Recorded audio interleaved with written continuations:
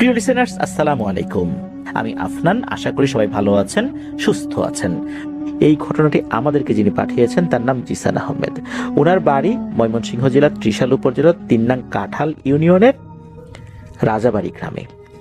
এই ত্রিশাল উপজেলারই আরেকটি ইউনিয়ন যার নাম হচ্ছে কানিহারি। আর এই কানিহারি ইউনিয়নের একটি গ্রাম বাইরগাঁও। এই গ্রামে একজন ব্যক্তি ছিলেন যার নাম আলম, যিনি সম্পর্কে এই জিসান ভাইয়ের প্রতিবেশী মামা হন। আমরা তাকে আলম মামা বলেই সম্বোধন করব।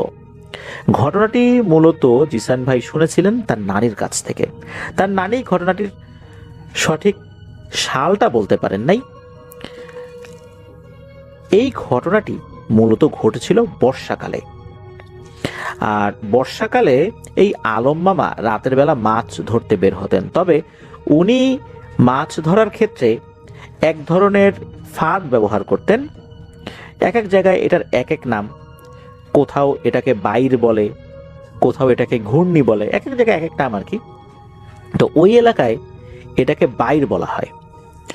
পানির স্রোত যেখানে চলে সেখানে যদি ওই বাইরটা বসানো হয় তখন ছোট ছোট মাছগুলো ওই বাইরের মধ্যে ঢুকে পড়লে আর বেরোতে পারে না। এমন একটি পানির স্রোত একদিক দিয়ে যাচ্ছিল, ওইখানে উনি ওই বাইকটা বসিয়েছেন। এরপর উনি হাঁটাহাঁটি করছেন। বেশ কিছুক্ষণ পর একজন ব্যক্তি ওই দিকে আসছিলেন। মূলত ওই দিকে আসার একটা কারণ ছিল যে তার জমিতে স্যালো মেশিনের পানিগুলো ঠিকঠাক মতো পড়েছে কিনা, আবার ওভারফ্লো হয়ে যাচ্ছে কিনা, আবার যাচ্ছে কিনা পানি আদতে, লাইনটা করা হয়েছে কিনা। উনি তখন দেখেন যে ক্যানালের পাশে একটা মানুষ পড়ে আছে। তো উনি দৌড়ে সেখানে যান, গিয়ে দেখেন যে এটি আর কেউ না, এটা আলম মামা। উনি সেখানে পড়ে আছেন। এরপর উনি তাকে ধরে কাঁধে করে আলম মামার বাড়িতে নিয়ে আসেন। আলম মামার বাড়িটা ওখান থেকে খুব বেশি দূরে ছিল না। উনি অল্প সময়ের মধ্যেই চলে আসেন আলম মামাকে নিয়ে। তখনও আলম মামার সেন্স নাই।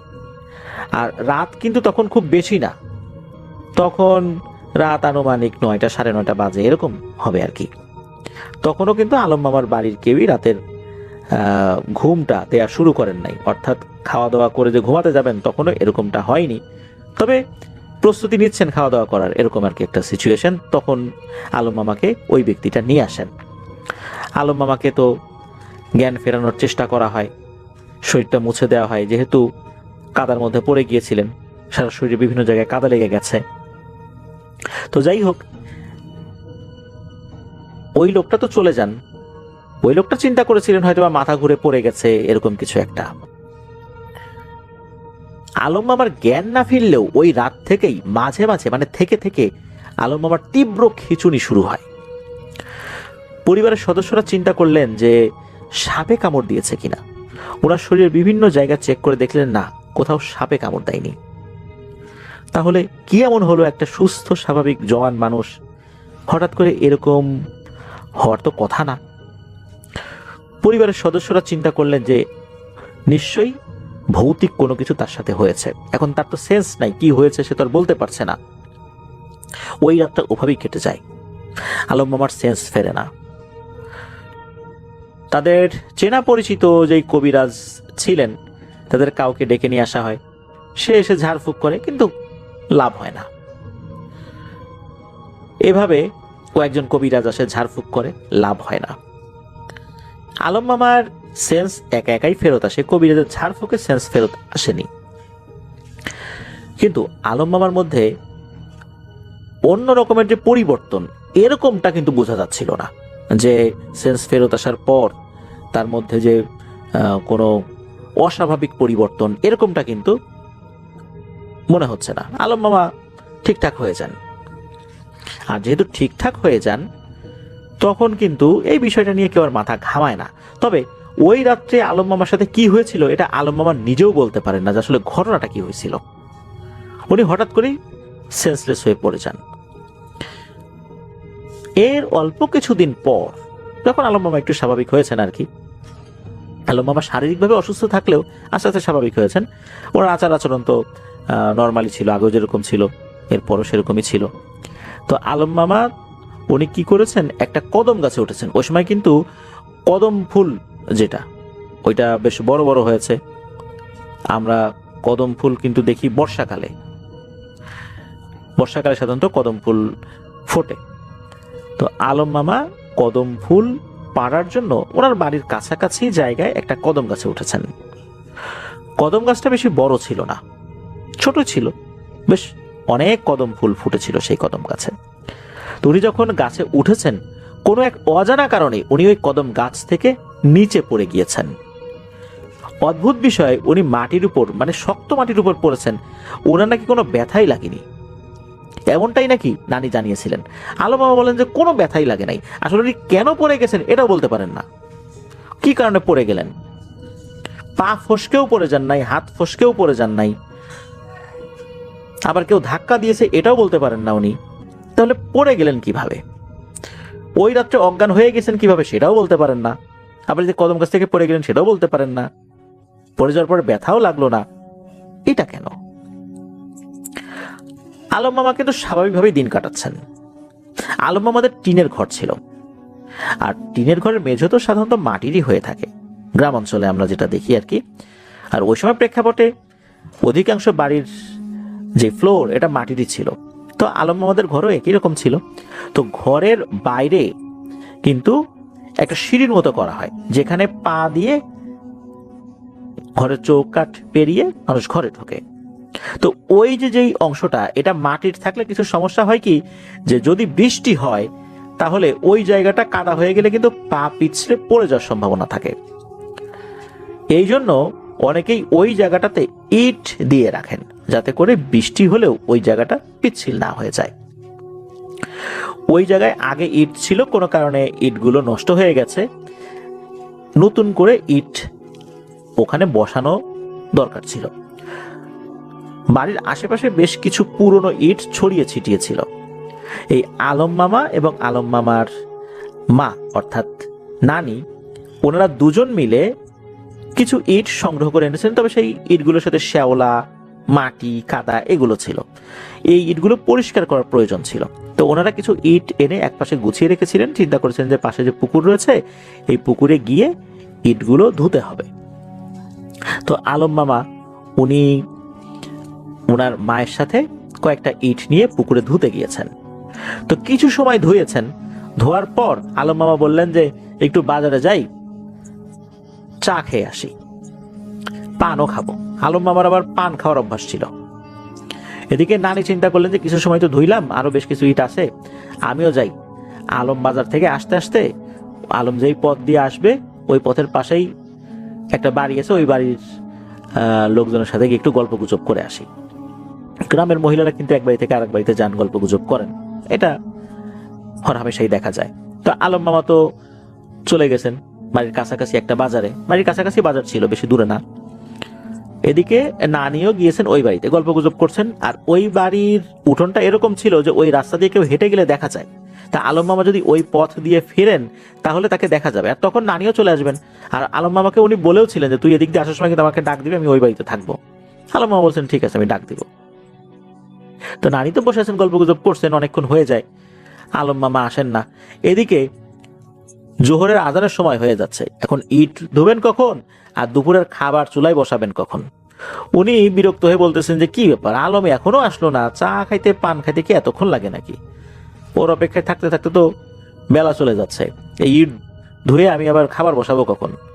খাইতে খাইতে তো সে বিকাল হয়ে যাবে। তখন নানি উনি ওই বাড়ি থেকে বেরিয়ে বাড়ির দিকে হাঁটা শুরু করেন, চিন্তা করেন যে ঠিক আছে আমি আগে রান্নাটা চড়াই দিই। উনি তো বাড়িতে ঢুকে গেছেন, তখন ওনার কাছে মনে হলো পুকুর পাড়ে কোনো কিছু শব্দ হচ্ছে। উনি চিন্তা করেন কি ব্যাপার, পুকুর পাড়ের যে শব্দ, এইটা তো মনে হচ্ছে পুকুর পাড়ে কেউ কাজ করছে। উনি একটু উকি দিয়ে দেখেন যে এটা কে কাজ করছে ওইখানে। দেখেন যে আলম মামা ইট ধুচ্ছে ওখানে এসে। উনি ভাবলেন যে ঘটনা কি, আলম আসলো, কখন আসলো, আমাকে তো ডাকও দিল না, আবার আসতে পারে হয়তোবা উনি অর্থাৎ নানি ওইখান থেকে চলে আসার পর আলম মামা আসছে। যখন ওই বাড়িতে ডাক দিয়েছে, বলছে যে তোর মা তো চলে গেছে, এই জন্য আলম মামা এসে ইট ধোয়ার কাজ শুরু করছেন। উনি তো রান্না বাড়ার কাজ শুরু করতেছেন, এই জন্য উনি আর আলম মামাকে ঘাটাঘাটি করতে যান নাই। ওই সময়ে একটা ব্যাপার হয়, সেটা হচ্ছে যে একজন ব্যক্তি, ওই পুকুরটা মূলত যাদের ছিল, তো উনি কি করছেন, ওই পুকুরে জাল নিয়ে আসেন মাছ ধরবেন। হাত জাল বা ঝাঁকি জাল যেটা বলে, ছুড়ে দিতে হয় যে জালগুলো।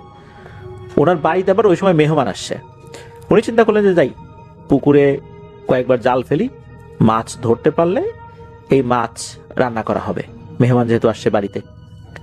তো উনি যখন আসছেন, আসার পর উনি কিন্তু ওই পুকুর পাড়ে কাউকে দেখেন নাই, উনি জাল ফেলেছেন। প্রথমবার জাল ফেলার পরেই ঘটে একটা ভয়ঙ্কর ঘটনা। উনি যখনই জাল ফেলেছেন, ওনার কাছে মনে হলো পুকুরের পানির যেই অংশে উনি জাল ফেলেছেন, ধরাম করে পানির ভেতর থেকে বাতাস জাতীয় কিছু একটা বের হলো, তার জাল ভেদ করে বের হয়ে কোথায় যেন চলে গেল। অর্থাৎ পানির নিচ থেকে যদি কোনো বাতাস বের হয়, এটা বিশাল আকারের বুড়বুড়ি আকারে বাতাস বের হবে, ওই রকম করে বের হলো এবং জালের ছিদ্র দিয়ে ওই বাতাসটা দমকা হাওয়ার মতো বেরিয়ে চলে গেল। উনি তো অবাক হলেন, কি ব্যাপার, এরকম হলো কেন?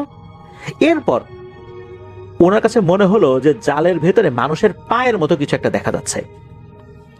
উনি তাড়াতাড়ি জাল যখন তোলা শুরু করছেন, জালটা প্রচন্ড ভারী মনে হচ্ছে।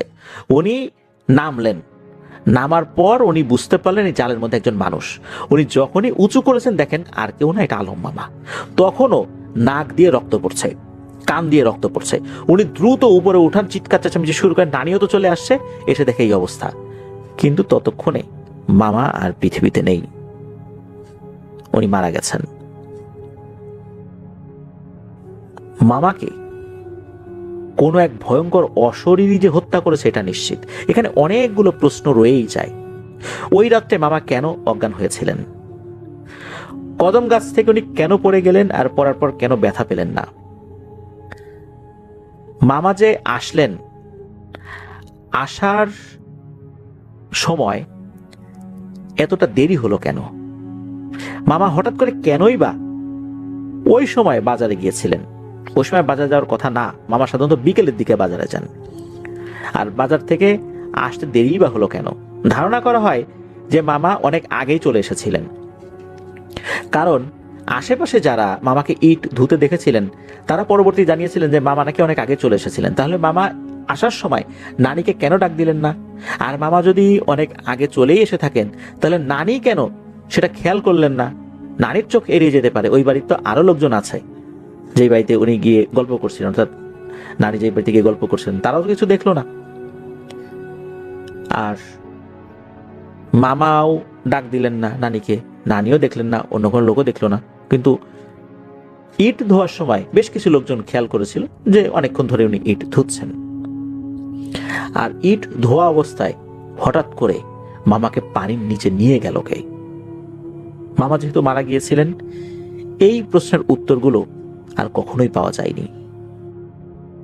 আসলেই মামার দোষটা ছিল কোথায়? উনি কি অন্যায় করেছিলেন, কি ভুল করেছিলেন, তা জানা যায়নি। অনেক কবিরাজ আসছিলেন, জিন হাজির করার নাকি চেষ্টা করছিলেন, পুরোপুরি ব্যর্থ হয়েছেন। বলছেন যে এর সাথে কোনো জিনের প্রভাব নাই, এর সাথে কোনো জিন নাই, এ দিব্যি সুস্থ। যার কারণে ওনারাও আর এই বিষয়ে কোনো পদক্ষেপ নেন নাই, যেহেতু মামার আচার আচরণ স্বাভাবিকই ছিল সবকিছু। আসলে এই মৃত্যুটা কেন হয়েছিল? ওই সময় হয়তোবা কোনো সুপার ন্যাচারাল এন্টিটি মামাকে পানির নিচে নিয়ে গিয়েছিল। যখনই জাল ফেলা হয়েছে, ঠিক ওই জায়গাতেই মামাকে হত্যা করে ফেলেছিল ওই জিনটা। জাল ফেলার কারণে জিনটা হয়তো ভয় পেয়ে ওখান থেকে বেরিয়ে গেছে, কিন্তু ততক্ষণে যা হবার তো হয়ে গেছে। দারুণ একটা ঘটনা ছিল, খুব ভালো লেগেছে আমার কাছে। এই পর্যন্তই ছিল ঘটনা।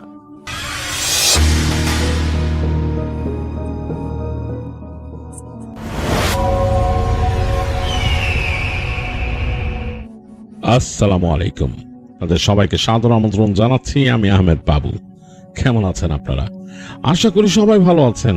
আমি আল্লাহর রহমতে ভালো আছি, আলহামদুলিল্লাহ। যে ঘটনাটি আমাদের সাথে রংপুর সদর থেকে শেয়ার করেছেন রতন চৌধুরী, এবং রতন আমাকে অনুরোধ করেছেন আমি যেন ঘটনাটা আমার মতো করে আপনাদের কাছে প্রেজেন্ট করি।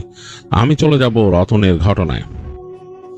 ঘটনাটি রতনদের গ্রামের বাড়িতে ঘটেছিল 80-র দশকে, বেশ অনেক বছর আগের কথা। তখন পরিবেশ একেবারে অন্যরকম ছিল গ্রামে। তো সেইখানে একজন ব্যক্তি ছিলেন যার নাম ছিল মোকলেস, এবং সেই মোকলেস যিনি ছিলেন তিনি সেলাইয়ের কাজ করতেন, তার মেশিন ছিল, তিনি দর্জির কাজ করতেন। এবং গ্রামের অনেক, তখনকার সময় আসলে ওইরকম টেইলার শপ কিন্তু ছিল না। তো এই যে যারাই এই কাজটা করতো তাদের কাছেই সব অর্ডারগুলো আসতো এবং এসে দিয়ে যেত। তো মোখলেস সাহেব একাই এই কাজগুলো করতেন, এবং তিনি বেশ অনেক রাত পর্যন্ত সেলাই করতেন আর কি। বিভিন্ন গ্রামের মানুষের জামা, তারপর আরো অনেক মহিলাদের কাপড় চোপড়ের অর্ডার, অনেক কিছুই পেতেন তিনি। তো এবং মোটামুটি ভালোই একজন সৎ মানুষ ছিলেন তিনি। তো সেই মোখলেস সাহেবের সাথে একটা ঘটনা ঘটে এক সময়। তো একদিন রাতে মোখলেস সাহেব কাজ করছিলেন। তিনি মোটামুটি সন্ধ্যার পরে টুকিটাকি তার কাজ সেরে, তার ইশার নামাজ কালাম শেষ করে তিনি আবার বসতেন তার কাজে। দিনের বেলা তো কাজ করতেনই, তো যখন অর্ডার বেশি পড়ে যেত তখন কাজ করতেন।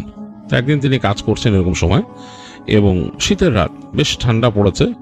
তো মোখলেস সাহেবের যেহেতু বয়স হয়েছিল, তিনি খুব ভালো যে দেখতে পাচ্ছেন তা না, একটু সমস্যা হচ্ছে, চোখে ভারী চশমা পরে হারিকেন দুইটা জ্বালায় দুই পাশ থেকে রাখছেন, রেখে তিনি কাজ করতেছেন তার সেলাই মেশিনের কাছে। এবং একঘেয়ে সেলাই মেশিনের শব্দ, এটার সাথে তিনি অভ্যস্তই। তো অনেকক্ষণ হয়ে গেল তার সেলাই করতে করতে চোখে ঘুম লেগে আসছে। এরকম সময় তিনি তার বাসার চালে একটা ঢিলের শব্দ শুনলেন।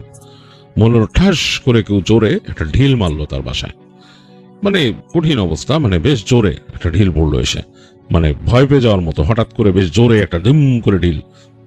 তো মোখলেস সাহেব অস্বস্তি ফিল করলেন, এরকম ঢিল তার বাসায় কে মারবে এরকম রাতের বেলা। তো একটু চিন্তা করলেন যে এখানে কি, বা তার ঘরের আশেপাশে কিন্তু কোনো ঘর নাই, তিনি বেশ একটু খোলা জায়গায় থাকেন, তার মানে তার বাসাটা অন্যান্য বাসার থেকে বেশ দূরে। তো তিনি কিছুক্ষণ বসে থাকলেন, তার এই যে ঘুম ছিল চোখের মধ্যে, ঘুমটা টুটে গেছে। তিনি তাকায় আছেন, এদিক ওদিক তাকাচ্ছেন, একবার ভাবতেছেন জানলা দিয়ে উকি দেবেন কিনা, কিন্তু ঠান্ডার জন্য জানলাটাও খুলতেছেন না। তো চুপচাপ বসে থাকলেন। একটু পরে আরো জোরে একটা ঢিল এসে তার দরজার মধ্যে লাগলো। তার যে দরজা সামনের, মানে সেই রুমের, তার ঘরে ঢোকার দরজা, সেটার মধ্যে কাঠের দরজা, প্রচন্ড জোরে এসে লাগলো, এবং মনে হলো গুঁড়ো গুঁড়ো হয়ে পড়ে গেল ইটটা। তো এবার কিন্তু মোখলেস সাহেব আরো ভয় পেয়েছেন, কে তার ঘরে এরকম ইট মারতেছে। এবং তিনি আসলে তেমন অর্থবিত্তশালী মানুষও না যে তার বাড়িতে কেউ চুরি ডাকাতি করতে আসবে, সেরকম ব্যাপারও না। কেন এরকম ঢিল মারতেছে, তিনি একটু ভয় পেয়ে তিনি উঠে এদিক ওদিক তাকাচ্ছেন, চিন্তা করতেছেন দরজার দিকে যাবেন কিনা। আবার একটা ঢিল পড়লো, এবার পড়লো তার জানলার মধ্যে, প্রচন্ড জোরে ধুম করে ঢিল পড়লো। তো তিনি ভাবলেন যে এইবার তো একটু শব্দ দিতে হবে, নাহলে কে মারতেছে ঢিলগুলা। আর এমনও না যে তার আশেপাশে যে মানে দুষ্ট ছেলে পেলে আছে, বাচ্চা ছেলে পেলে যারা রাতের বেলা তার সাথে দুষ্টুমি করবে, এরকম অবস্থাও নাই। তো তিনি এবার একটু হাঁক দিলেন, এই কে রে। কোনো কথা নাই, তার হাঁক শুনে কেউ কোনো উত্তর দিচ্ছেন না। তো তিনি হেঁটে গিয়ে, তার একটা লাঠি ছিল, ওই লাঠিটা এরকম পুরনো লাঠি, সেটা তিনি ব্যবহার করতেন মাঝে মাঝে হাঁটা চলার কাজে, আর এটা তার পূর্বপুরুষ থেকে পাওয়া লাঠি। লাঠির মাথায় আবার ওখানে ওই ইস্পাতের দিয়ে এরকম মানে মোড়ানো ধরার মতো জিনিস আছে। তো যাই হোক, লাঠিটা বেশ শক্ত। ওইটাকে তিনি নিয়ে হারিকেনটা নিয়ে গেটের কাছে গেলেন, আবার বললেন, এই কেড়ে ঢিল মারে বলে তিনি দরজা খুললেন। তো দরজা খোলার সময় একটু ভয় পাচ্ছিলেন, তিনি চিন্তা করছেন দরজা খুলে কি দেখবেন, বা তার গায়ে কোনো ঢিল ঢিল এসে লাগে নাকি, কিন্তু লাগলো না। দরজা খুলে তিনি দেখতেছেন একেবারে মানে নিশিরাত, মানে ঝিঝি পোকার শব্দ আসতেছে। তো তিনি ধারণা করতেছেন এখন মনে হয় রাত 10টা বাজে, তার হাতে ঘড়ি নাই, চিন্তা হচ্ছে রাত 10টা সাড়ে 10টা বাজে। তো ওই সময় 80-র দশক কিন্তু রাত 10টা গ্রামে অনেক রাত। তো তিনি চিন্তা করতেছেন যে এরকম রাত কে ঢিল মারতেছে, এদিক ওদিক তাকাচ্ছেন। এবং অতীতে তার বাসায় এরকম কিছু হয় নাই, এবং তার দরজার বাইরে দেখা যাচ্ছে তার বাসা থেকে বেশ খানিকটা দূরে গিয়ে একটু ঢাল হয়ে নেমে গেছে সামনে, এবং সেই জায়গা দিয়ে একটা ক্ষেত, মানে পাশের যে লোকটা তার ক্ষেত খামারের ক্ষেত আর কি, সে ক্ষেতের ওই পাশে লোকটা আবার অনেক গাছগাছালি লাগাইছিল, সে বড় বড় গাছ, সেগুলো বাতাসে দুলতেছে হালকা, আর ঠান্ডা বাতাস দরজা খোলার সাথে বেশ ঠান্ডা এসে তার ঘরে ঢুকে গেছে। কারণ তিনি কিন্তু ঘরটায় গরম রাখার জন্য শীতের সময় তো ওই মালসার মধ্যে কয়লা পোড়ায় রাখতেন আর কি, সেটাতে একটা গরম ছোট্ট ঘরের ভিতরে। তো দেখা যেত ওই যে ওই গরমটা, যে হিটটা ছিল, হিটটা বের হয়ে গেছে এবং বেশ ঠান্ডা হয়ে গেছে ঘরটা। তো তিনি একবার চিন্তা করতেছেন তিনি বেরোবেন কিনা, বেরোয় দেখবেন নাকি, একটু উঠানে যাবেন নাকি, তার কে ইট মারলো এরকম। আর এখান থেকে ঢিল মারার মতো অবস্থা নাই, কারণ তার যে পাশের যে বাড়ি, এই ক্ষেতের পরে ওই গাছগাছালি, তারপরে হচ্ছে সেই বাড়ি, এবং তাদের ওইখানে এরকম বাচ্চা কাচ্চা কেউ নাই যে ঢিল মারবে, আর বড় মানুষ কেন মারবে, এবং জীবনে তাকে এরকম ঢিল মারে নাই। আর তিনি কিন্তু থাকতেন একা, কারণ তার ছেলে আর ছেলের বউ ছিল, তার স্ত্রী মারা গেছে, তার ছেলের বউ, তার ছেলে বিয়ে করে স্ত্রী নিয়ে আলাদা হয়ে গেছে। তো তিনি এই বাসায় একলাই থাকেন। তার খাবার দাবার ওই দূর থেকে, মানে তাদের বাসার কাছাকাছি ওখানে একটা পরিবার আছে, সেখান থেকে এক মহিলা তাকে খাবার দাবার দিয়ে যায় দুপুরে রাতে। তো ওইভাবেই তার চলে আর কি। তো তাকে তো এরকম বিরক্ত করার কেউ নাই। তো তারপরে তিনি সাহস করে বেরোলেন, বেরোয় উঠানের মাঝখানে গেলেন, গিয়ে দেখতেছেন তার সামনে, উঠানটা ছিল বাসার সামনের দিকে, ওই দিকে দেখতেছেন পুরা উঠান তার খালি। উঠানের শেষের দিকে তার কতগুলো বাঁশ ঝাড়ের মতো ছিল, সেই বাঁশ ঝাড়গুলো বাতাসে নড়তেছে, এবং কলা গাছ আছে কয়েকটা, সেগুলো বাতাসে নড়তেছে। আর কেউ নাই, মানে কোনো সারা শব্দ নাই, একদম ঝিঝি পোকার ডাক। আর তার বাসার সীমানা পার হয়ে ক্ষেত খামারি আছে, সেগুলো দেখা যাচ্ছে একবার কুয়াশায় ঢেকে গেছে দূরে। আকাশের মধ্যে মেঘ দেখা যায় না কুয়াশার জন্য, এবং চাঁদ আছে 4টা মেঘে ঢাকা। কঠিন একটা অবস্থা। তো তিনি একটু ভয়ই পাইলেন যে, এবং তার পুরা উঠানটা মানে একদম খা খা করতেছে। তার যে রান্নাঘর ছিল, সেই রান্নাঘরে তখন তার স্ত্রীও নাই, যে সুতরাং রান্না করে কেউ নাই। রান্নাঘরটা মোটামুটি অব্যবহৃত অবস্থায় থাকে, ওখানে কেউ যায় না, ব্যবহার করে না, মানে তিনি তো একা মানুষ, তিনি জানো না রান্নাঘরে কিছু লাকড়ি টাকড়ি ওখানে উঠানো আছে। তো যাই হোক, সে রান্নাঘর একেবারে অন্ধকার, একেবারে অন্যরকম একটা পরিবেশ লাগতেছে তার কাছে। তো তিনি আস্তে করে আর কোনো কথা না বলে হেঁটে আবার ঘরে এসে ঢুকলেন। ঢুকে তিনি যখন দরজা লাগাইতে যাবেন, এই সময় তিনি দেখলেন, মনে হলো যে ওই পাশের ওই নিচু জায়গা, মানে ওই সামনের যে জমিন, সেখান থেকে একটা মানুষ হেঁটে আসতেছে তার দরজার দিকে। তার বুকটা একটু কেঁপে উঠলো, মানে মোখলেস মিয়ার বুক একটু কেঁপে উঠলো, মানে ভয়ে। হঠাৎ করে একটা মানুষ এরকম অন্ধকার ফুড়ে বেরোচ্ছে। তো মানুষটা হেঁটে মনে হচ্ছে বেশ বলশালী মানুষই, হ্যাঁ, এটা খুব সুন্দর সোজাভাবে হাঁটতেছে। মানে তার থেকে, মানে তিনি তো নিজে বয়স হয়ে গেছে, একটু দুর্বল হয়ে গেছেন, সে লোকটা মানে বেশ বলশালী ভাবে হেঁটে আসতেছে। তো মোখলেস মিয়া নিজে কিন্তু বেশ বলশালী মানুষ ছিলেন, তার আরো যখন যৌবন ছিল। তো তার কাছে কেন জানি মনে হলো তিনি তার যৌবনের কাইন্ড অফ প্রতিচ্ছবি দেখতেছেন অনেকটা। বাট লোকটা যখন হেঁটে আসছে, তিনি সবচেয়ে বেশি আশ্চর্য হইলেন যে এইটা প্রায় তার মতো দেখতেই একটা মানুষ, প্রায় একই রকম, এবং তার যে বয়স হচ্ছে বার্ধক্য, সেই রকমই তার মতো চুলটা এরকম, তার চুলটা কাঁচা পাকা, এবং তার দাড়িটা পুরোপুরি সাদা, এবং নেমে গেছে ওরকম, দাড়িকেও পুরোই সাদা, এবং সে পরে আছে একটা কালো রঙের পাঞ্জাবি, সাদা রঙের লুঙ্গি, এবং তার মতোই একটা সাদা টুপি পরা মাথায়। তো একেবারে তার কাছাকাছি যখন আসছে তার হেঁটে, তখন তিনি দেখতে পাচ্ছেন লোকটাকে, এবং দেখে তিনি তার বুকে একটু কাঁপন ধরছে, কারণ চেহারাটা তার মতো। যে কেউ দেখলে বলবে যে এটা মোখলেস মিয়ার ভাই। মোখলেস মিয়ার কিন্তু কোনো ভাই নাই, তার এক ভাই ছিল, অনেক আগে সে চলে গেছে পৃথিবী থেকে। তো মোখলেস মিয়া মানে থতমত খেয়ে এবং ভয় পেল। লোকটার হাতে একটা এরকম গাঠটির মতো, বোচকার মতো। তো লোকটা এসে তাকে সালাম দিল থেকে। তো মোখলেস মিয়া তাকে সালামের উত্তর দিলেন, দিয়ে বললেন যে, আপনার তো চিনলাম না, কি ব্যাপার? তো বলে, আমার চেনা লাগবো না, আপনার কাছে আসছে কাপড় সেলাইতে। এবং খুব আশ্চর্য ব্যাপার যে এই লোকটা আসছে, তার কণ্ঠস্বর মোখলেস মিয়ার মতো অনেকটা। মোখলেস মিয়ার কাছে ব্যাপারটা বেশ ধাঁধার মতো লাগতেছে। বলে, আপনার কাছে আসছে কাপড় সেলাইতে। তো মোখলেস মিয়া বলতেছে যে, কি কাপড়, কি সেলাইবেন? রাতের বেলা কেন? দিনের বেলায় তো আসতে পারছেন, রাতের বেলা কারো থেকে এরকম নেই না, অর্ডার নেই না, আমার থেকে নিবেন। তো বলে লোকটা তার কাছে আরো সামনে চলে আসলো। এই দেখলেন লোকটার গায়ের থেকে আতরের ঘ্রাণ আসতেছে, বেশ কঠিন আতরের ঘ্রাণ। এই আতরের ঘ্রাণ তার পরিচিত না, মোখলেস মিয়া নিজেও বেশ কিছু আতর কিনেন, এবং তাদের এই গ্রামের বাজারে এর থেকে, মানে যে আতর পাওয়া যায় তার থেকে অনেক উন্নত মানের ঘ্রাণ, সেই ঘ্রাণ আসতেছে। তো লোকটা এই যে তার যে একটা গাঠটির মতো এরকম কাপড়ের পেছনে একটা গাঠটি তার দিকে বাড়ায় ধরলো। তো মোখলেস মিয়া বললো যে, এটা কি? নেন। হাত দিয়ে মোখলেস মিয়া দেখলো যে বেশ ভারী, তার মানে নিতে অনেক কষ্ট হচ্ছে। তিনি কোনো মতে নিয়ে দরজার পাশে রাখলেন। লোকটা বলছে, সাবধানে রাখেন, ময়লা জানি না লাগে। বললে লোকটা আরেকটা এরকম কাগজ বের করলো, তাকে কাগজ বের করে মোখলেস মিয়ার দিকে বাড়ায় ধরলো, বললো, এই নেন মাপ। তো মোখলেস মিয়া খুব অবাক হলো, কাগজের মধ্যে খুব সুন্দর গুটি গুটি অক্ষরে মাপ লেখা, এবং একটা দর্জি যেভাবে মাপ নেয় ঠিক সেভাবে মাপ দেয়া, এবং মাপটা দেখে মনে হচ্ছে মহিলাদের কোনো কাপড়ের মাপ, তো যেটা বোরখা, তিনি যে বোরখা বানান সে বোরখার মতো মাপ। কিন্তু সবচেয়ে আশ্চর্য ব্যাপার, তিনি কিন্তু দেখতেছেন হারিকেনের আলোতে, এবং কাপা আলোতে কাগজের উপর পড়তেছে। সবচেয়ে আশ্চর্য হলেন তিনি চোখ বুলাইতে যে সেই মাপের মধ্যে যে মাপগুলো লেখা, মানে সংখ্যাগুলো দেওয়া, সেগুলো এত বড় বড় যে তিনি অবাক হলেন যে এই মানুষটার উচ্চতা মিনিমাম 8 ফিট হইতে পারে তার আন্দাজে, যে যেই মাপ দেয়া আছে। তো তিনি বললেন, এগুলা কি মাপ দিছেন? এটা কোনো মাপ হইলো? তো লোকটা ওখান থেকে তার দিকে তাকায় আছে, তার হ্যারিকেনের আলো লোকটার মুখে পড়তেছে, দেখতে অবিকল তার মতো, মুখলেস মিয়ার মতোই দেখতে, এবং তার চোখগুলো চকচক করতেছে, চোখ দুটো একদম, সে নিষ্প্রভ দৃষ্টিতে তাকায় আছে মুখলেস মিয়ার দিকে। তার চোখের যে সাদা অংশে মুখলেস মিয়ার এই হ্যারিকেনের আলো রিফ্লেক্ট করতেছে এবং কাঁপতেছে। মুখলেস মিয়া তার দৃষ্টির দিকে তাকায় থতমত খেয়ে গেলেন। লোকটা শুধু তাকে বললো, বানাইতে দিছি, বানায়েন, মঙ্গলবার রাইতে ডেলিভারি লয়ে যাবো, আর এই লন অ্যাডভান্স বলে লোকটা তার পকেটে হাত দিল। পকেটে হাত দিয়ে সে একটা এনভেলপ বের করলো, এটা বাদামি রঙের একটা এনভেলপ এবং ভাঁজ করা। তো মোখলেস মিয়ার দিকে এমনি বাড়ায় ধরলো।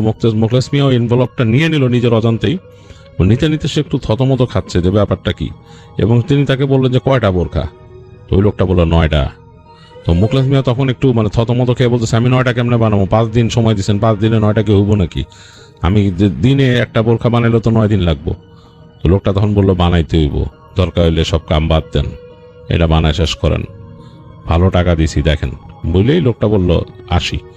ঘুরে গেল লোকটা, ঘুরে সে হাঁটা ধরলো। মোখলেস মিয়াকে কিছু বলার সুযোগ না দিয়ে মোখলেস মিয়া দেখলো যে লোকটা হেঁটে চলে যাচ্ছে এবং সেই ঢাল বেয়ে নেমে যাচ্ছে, এবং দেখে মনে হচ্ছে ওই যে গাছগাছালি ওইদিকে চলে যাচ্ছে লোকটা। মানে কোনো একজন মানুষ দেখলে মনে করবে যে পাশের যে বাড়িটা সেটাতে হয়তো এই লোক থাকে, সেখানে দিকেই যাচ্ছে।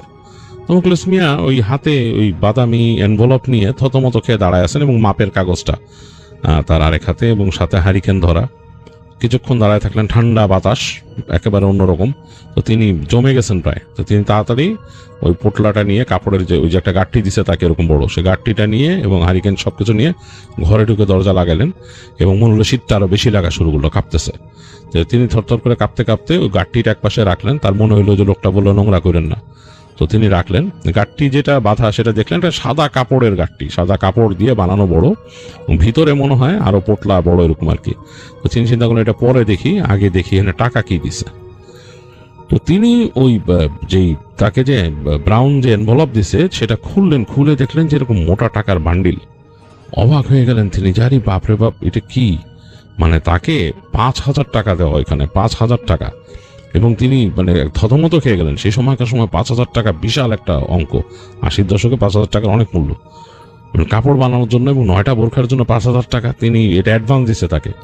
তো তিনি একদম থতমত খেয়ে গেলেন। এবং টাকাগুলা বেশ নতুন, একদম কচকচা নোট, সব 100 টাকার নোট। তিনি যে গুনছেন তার একদম লেগে গেছে, ঘাম ছুটে গেছে তার।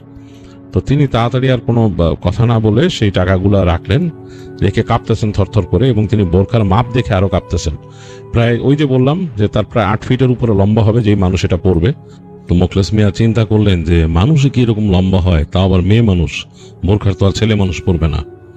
যাই হোক, এই চিন্তা করতে করতে তিনি বললেন যে না, আজকে রাত্রে যথেষ্ট হয়েছে, আজকে আর কোনো না।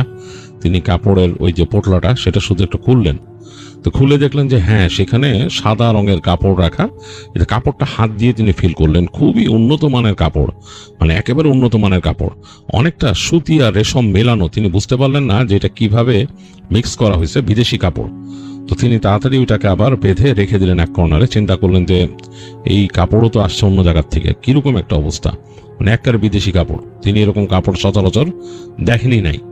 তো তিনি কাপড়টা রেখে টাকাগুলো তিনি উঠায় রাখলেন, তার একটা এরকম ছিল বাটির মতো, সেটার মধ্যে টাকা রেখে তিনি ঘুমাতে গেলেন রাতের বেলা। তো রাতে ঘুমাচ্ছেন, অনেক দুঃস্বপ্ন দেখতেছেন তিনি। স্বপ্নের মধ্যে দেখতেছেন লম্বা লম্বা বোরখা পরা মেয়ে মানুষ তার কাছে কাপড় দিতে আসতেছে সেলাই করতে। তো তিনি বেশ ভয় পেয়েছেন স্বপ্নের মধ্যে, এরকম লম্বা লম্বা স্বপ্নে দেখতেছেন এরকম বেশ লম্বা লম্বা মেয়ে মানুষে কাপড় সেলাই করার জন্য তাকে দিয়ে যাচ্ছে।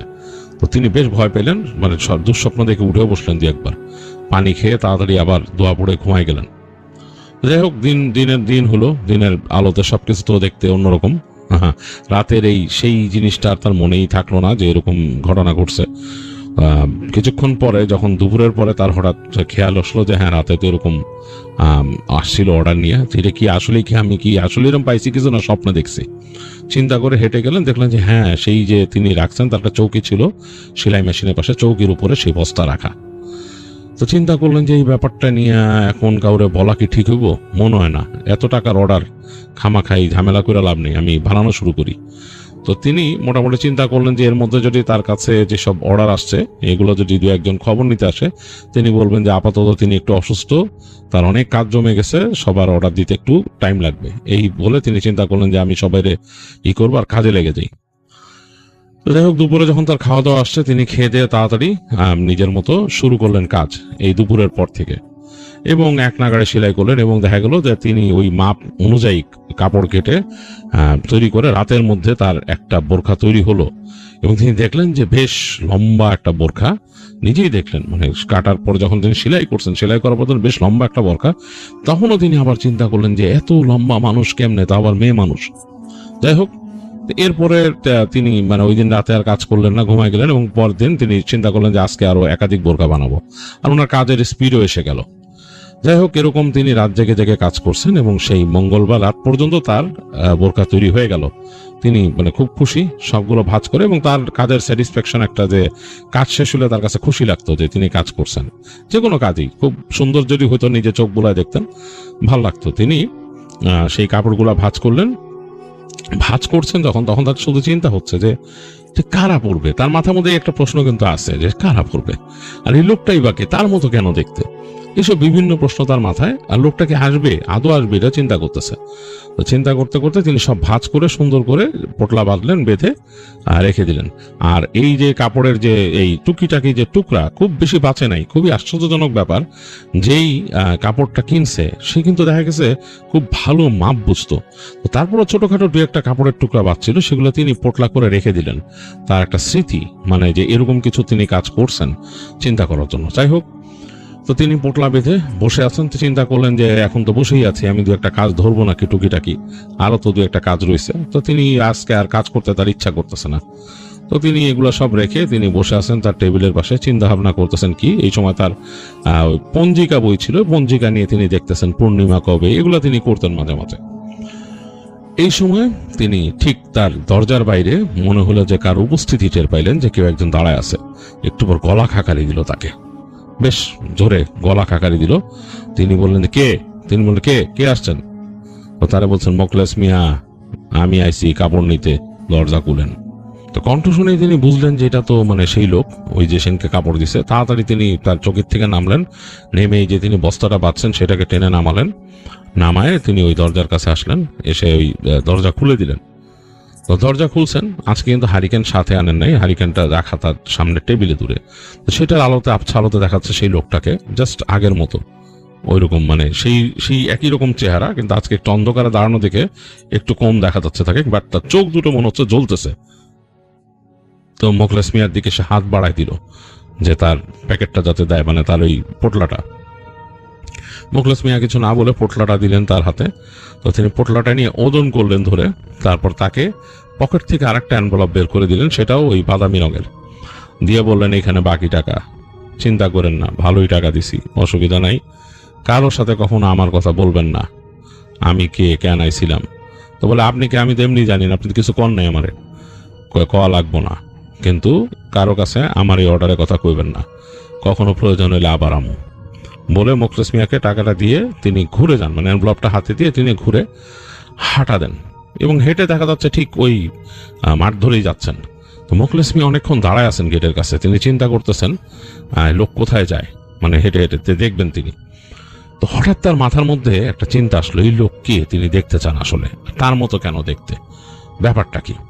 তো তিনি তাড়াতাড়ি মানে খুব দ্রুত তিনি তার ওই টেবিলের ড্রয়ারে যেখানে তার সেলাই মেশিন থাকতো সেখানে একটা টর্চ লাইট ছিল, সেই টর্চ লাইটটা হাতে নিয়ে তিনি দরজাটা টেনে খুব সন্দর্পণে বেরিয়ে যান। লোকটা যেদিক গেছে সেদিকে তিনি হেঁটে যাচ্ছেন, ওই যে সামনের বাড়ি সেই মানে গাছপালার ওখানে। তো তিনি চিন্তা করতেছেন একবার যে ওই গাছপালার ওদিক দিয়ে লোকটা কই যাবে। তো দ্রুত কিন্তু সন্তর্পণে সে হেঁটে যাচ্ছে মোখলেস মিয়া। বেশ ঠান্ডা বাতাস, এবং তার গায়ে একটা সোয়েটার আছে, মোখলেস মিয়ার গায়ে সোয়েটার পরা, তার উপর শাল পরা। তো সুতরাং তার মানে ঠান্ডা খুব একটা সমস্যা হচ্ছে না। তিনি কান পেঁচায় নিছেন এবং তিনি হেঁটে হেঁটে যাচ্ছেন। গাছপালার কাছে এসে তিনি দেখলেন গাছপালা বেশ নড়তেছে, এবং তিনি দেখছেন এখান দিয়েই লোকটা ঢুকে গেছে গাছপালার মধ্যে। তো তিনিও লোকটার পেছন মানে লোকটা যেখান দিয়ে ঢুকছে সেখান দিয়ে তিনি ঢুকে গেলেন ওইখানে। তো ঢুকেতে তিনি দেখতেছেন এটা কিন্তু তার একটা খুব পরিচিত জায়গার হওয়ার কথা, দিনের বেলা যেহেতু এই তার পাশের ভিটারই জায়গা ওখানে। বেশ অনেকগুলো গাছগাছালি সেখানে লাগাইছে, বিভিন্ন রকমের গাছ আছে, আমের গাছ ইত্যাদি ইত্যাদি বিভিন্ন গাছ। তারপরে বের হয়ে খোলা জায়গা এবং তারপরে ওই পাশের বাড়ির সে ভিটা। তো তিনি যাচ্ছেন, এই আলো আধারি খেলা করতেছে, আকাশের আলো, চাঁদ যদিও মেঘে ঢাকা তারপরও চাঁদ বের হয়ে আসতেছে, সেটার আলো এই গাছের পাতার ফাঁক দিয়ে এসে আঁকিবুকি আঁকতেছে মাটিতে। অন্যরকম দূরে দেখা যাচ্ছে যে গাছপালা ফিকে হয়ে গেছে, সেখানে শেষ হয়ে মানে সেই আর একটা জমিন তৈরি হয়েছে ওইখানে, মানে যেখান থেকে বের হয়েছে আর কি। তো তিনি সেদিকে বেরোচ্ছেন, তিনি চিন্তা করছেন তো আমি পাশের বাড়ির অমুকদের এই সে বেরিতেছি আর কি, ঘরের দিকে বেরিতেছি, কই গেল এই বেড়া, ওই জমিনের ওই পারে গেছে নাকি, এই চিন্তা করতে করতে তিনি হেঁটে হেঁটে যাচ্ছেন। তো যাই হোক, তিনি বের হয়ে যখন আসতেছেন তখন দেখলেন গাছগাছালির শেষের দিকে প্রচন্ড কুয়াশা, ধোঁয়া কুয়াশা দিয়ে ভরা, মানে কিচ্ছু দেখা যাচ্ছে না সামনে, একেবারে ধোঁয়া, এবং মনে হচ্ছে কুয়াশা আরো আসতেছে, এবং সে কুয়াশার যে একটা ঘ্রাণ সেটাও নাকে এসে লাগতেছে। মোখলেস মিয়া একটু অবাক হয়ে গেলেন, এবং কেমন জানি একটা উষ্ণ আর্দ্র আবহাওয়া ওই জায়গায়, মানে শীতটা কমে গেছে, আর্দ্রতা আছে নাকের মধ্যে, যেমন কুয়াশা যখন লাগে মিস্টের একটা ভাব সেরকম। তো মোখলেস মিয়া হাঁটতে হাঁটতে সেই মিস্টের মধ্যে ঢুকে গেল, এবং তিনি এবার বুঝতেছেন না কোথায় যাবেন কি। আকাশের আলো কিন্তু সেই মিস্টের উপর পড়তেছে, কুয়াশার উপর, এবং কুয়াশাটা সাদাটে হয়ে যাচ্ছে চারিদিকে, মানে চারিদিকে তার কাছে মনে হচ্ছে সাদাটে ধোঁয়ায় ঢাকা।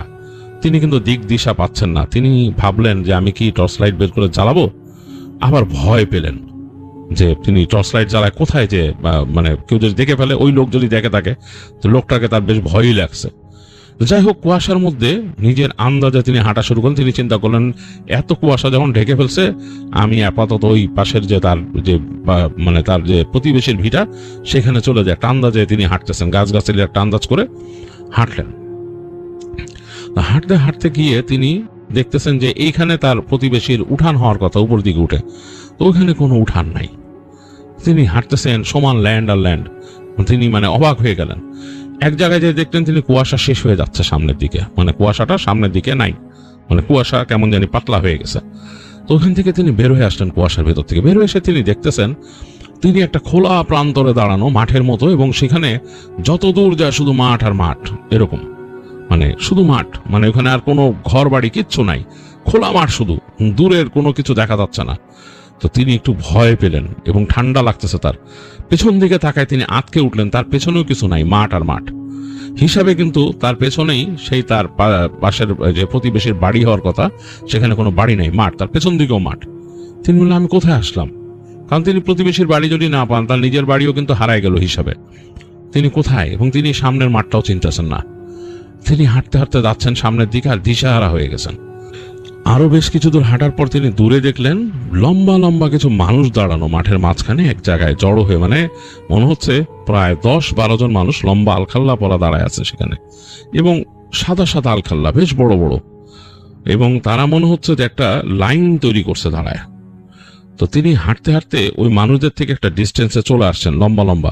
তিনি চিন্তা করতেছেন কি বলবেন, তিনি তারা তো তাকে দেখতেছেন নিশ্চয় আসতে। তো তিনি কিছু বুঝে ওঠার আগে দেখলেন সেই মানুষগুলা খুব দ্রুত তার কাছে চলে আসলো, মানে যতটুকু দূরত্ব ছিল মনে হলো খুব দ্রুত ক্রস করে আসলো, হয়তোবা মানে ফ্লোট করে আসছে, মানে ভেসে আসছে তার দিকে। তার থেকে কয়েক হাত দূরে এসে দাঁড়ালো, মানে কয়েকজন মানুষ, তিনি কিন্তু গুনতে পারতেছেন না কতজন, বাট একেবারে সারি দিয়ে দাঁড়ানো, সবাই আলখাল্লা পরা, লম্বা লম্বা, এবং প্রত্যেকের উচ্চতা 8 থেকে 9 ফিট এরকম। তো তিনি প্রচন্ড ভয় পেলেন এদেরকে দেখে, মানে তাদের চেহারা দেখা যাচ্ছে না, এরকম কাপড় দিয়ে মাথাটা ঢাকা। এই সময় তাদের পেছন থেকে তাদের সরিয়ে বের হয়ে আসলো সেই বৃদ্ধ, মানে যে নাকি দেখতে এই মোখলেস মিয়ার মতোই একই রকম, এবং সে যে দেখছিলেন তাকে টাকা দিয়ে গেছে সেই লোকটাই।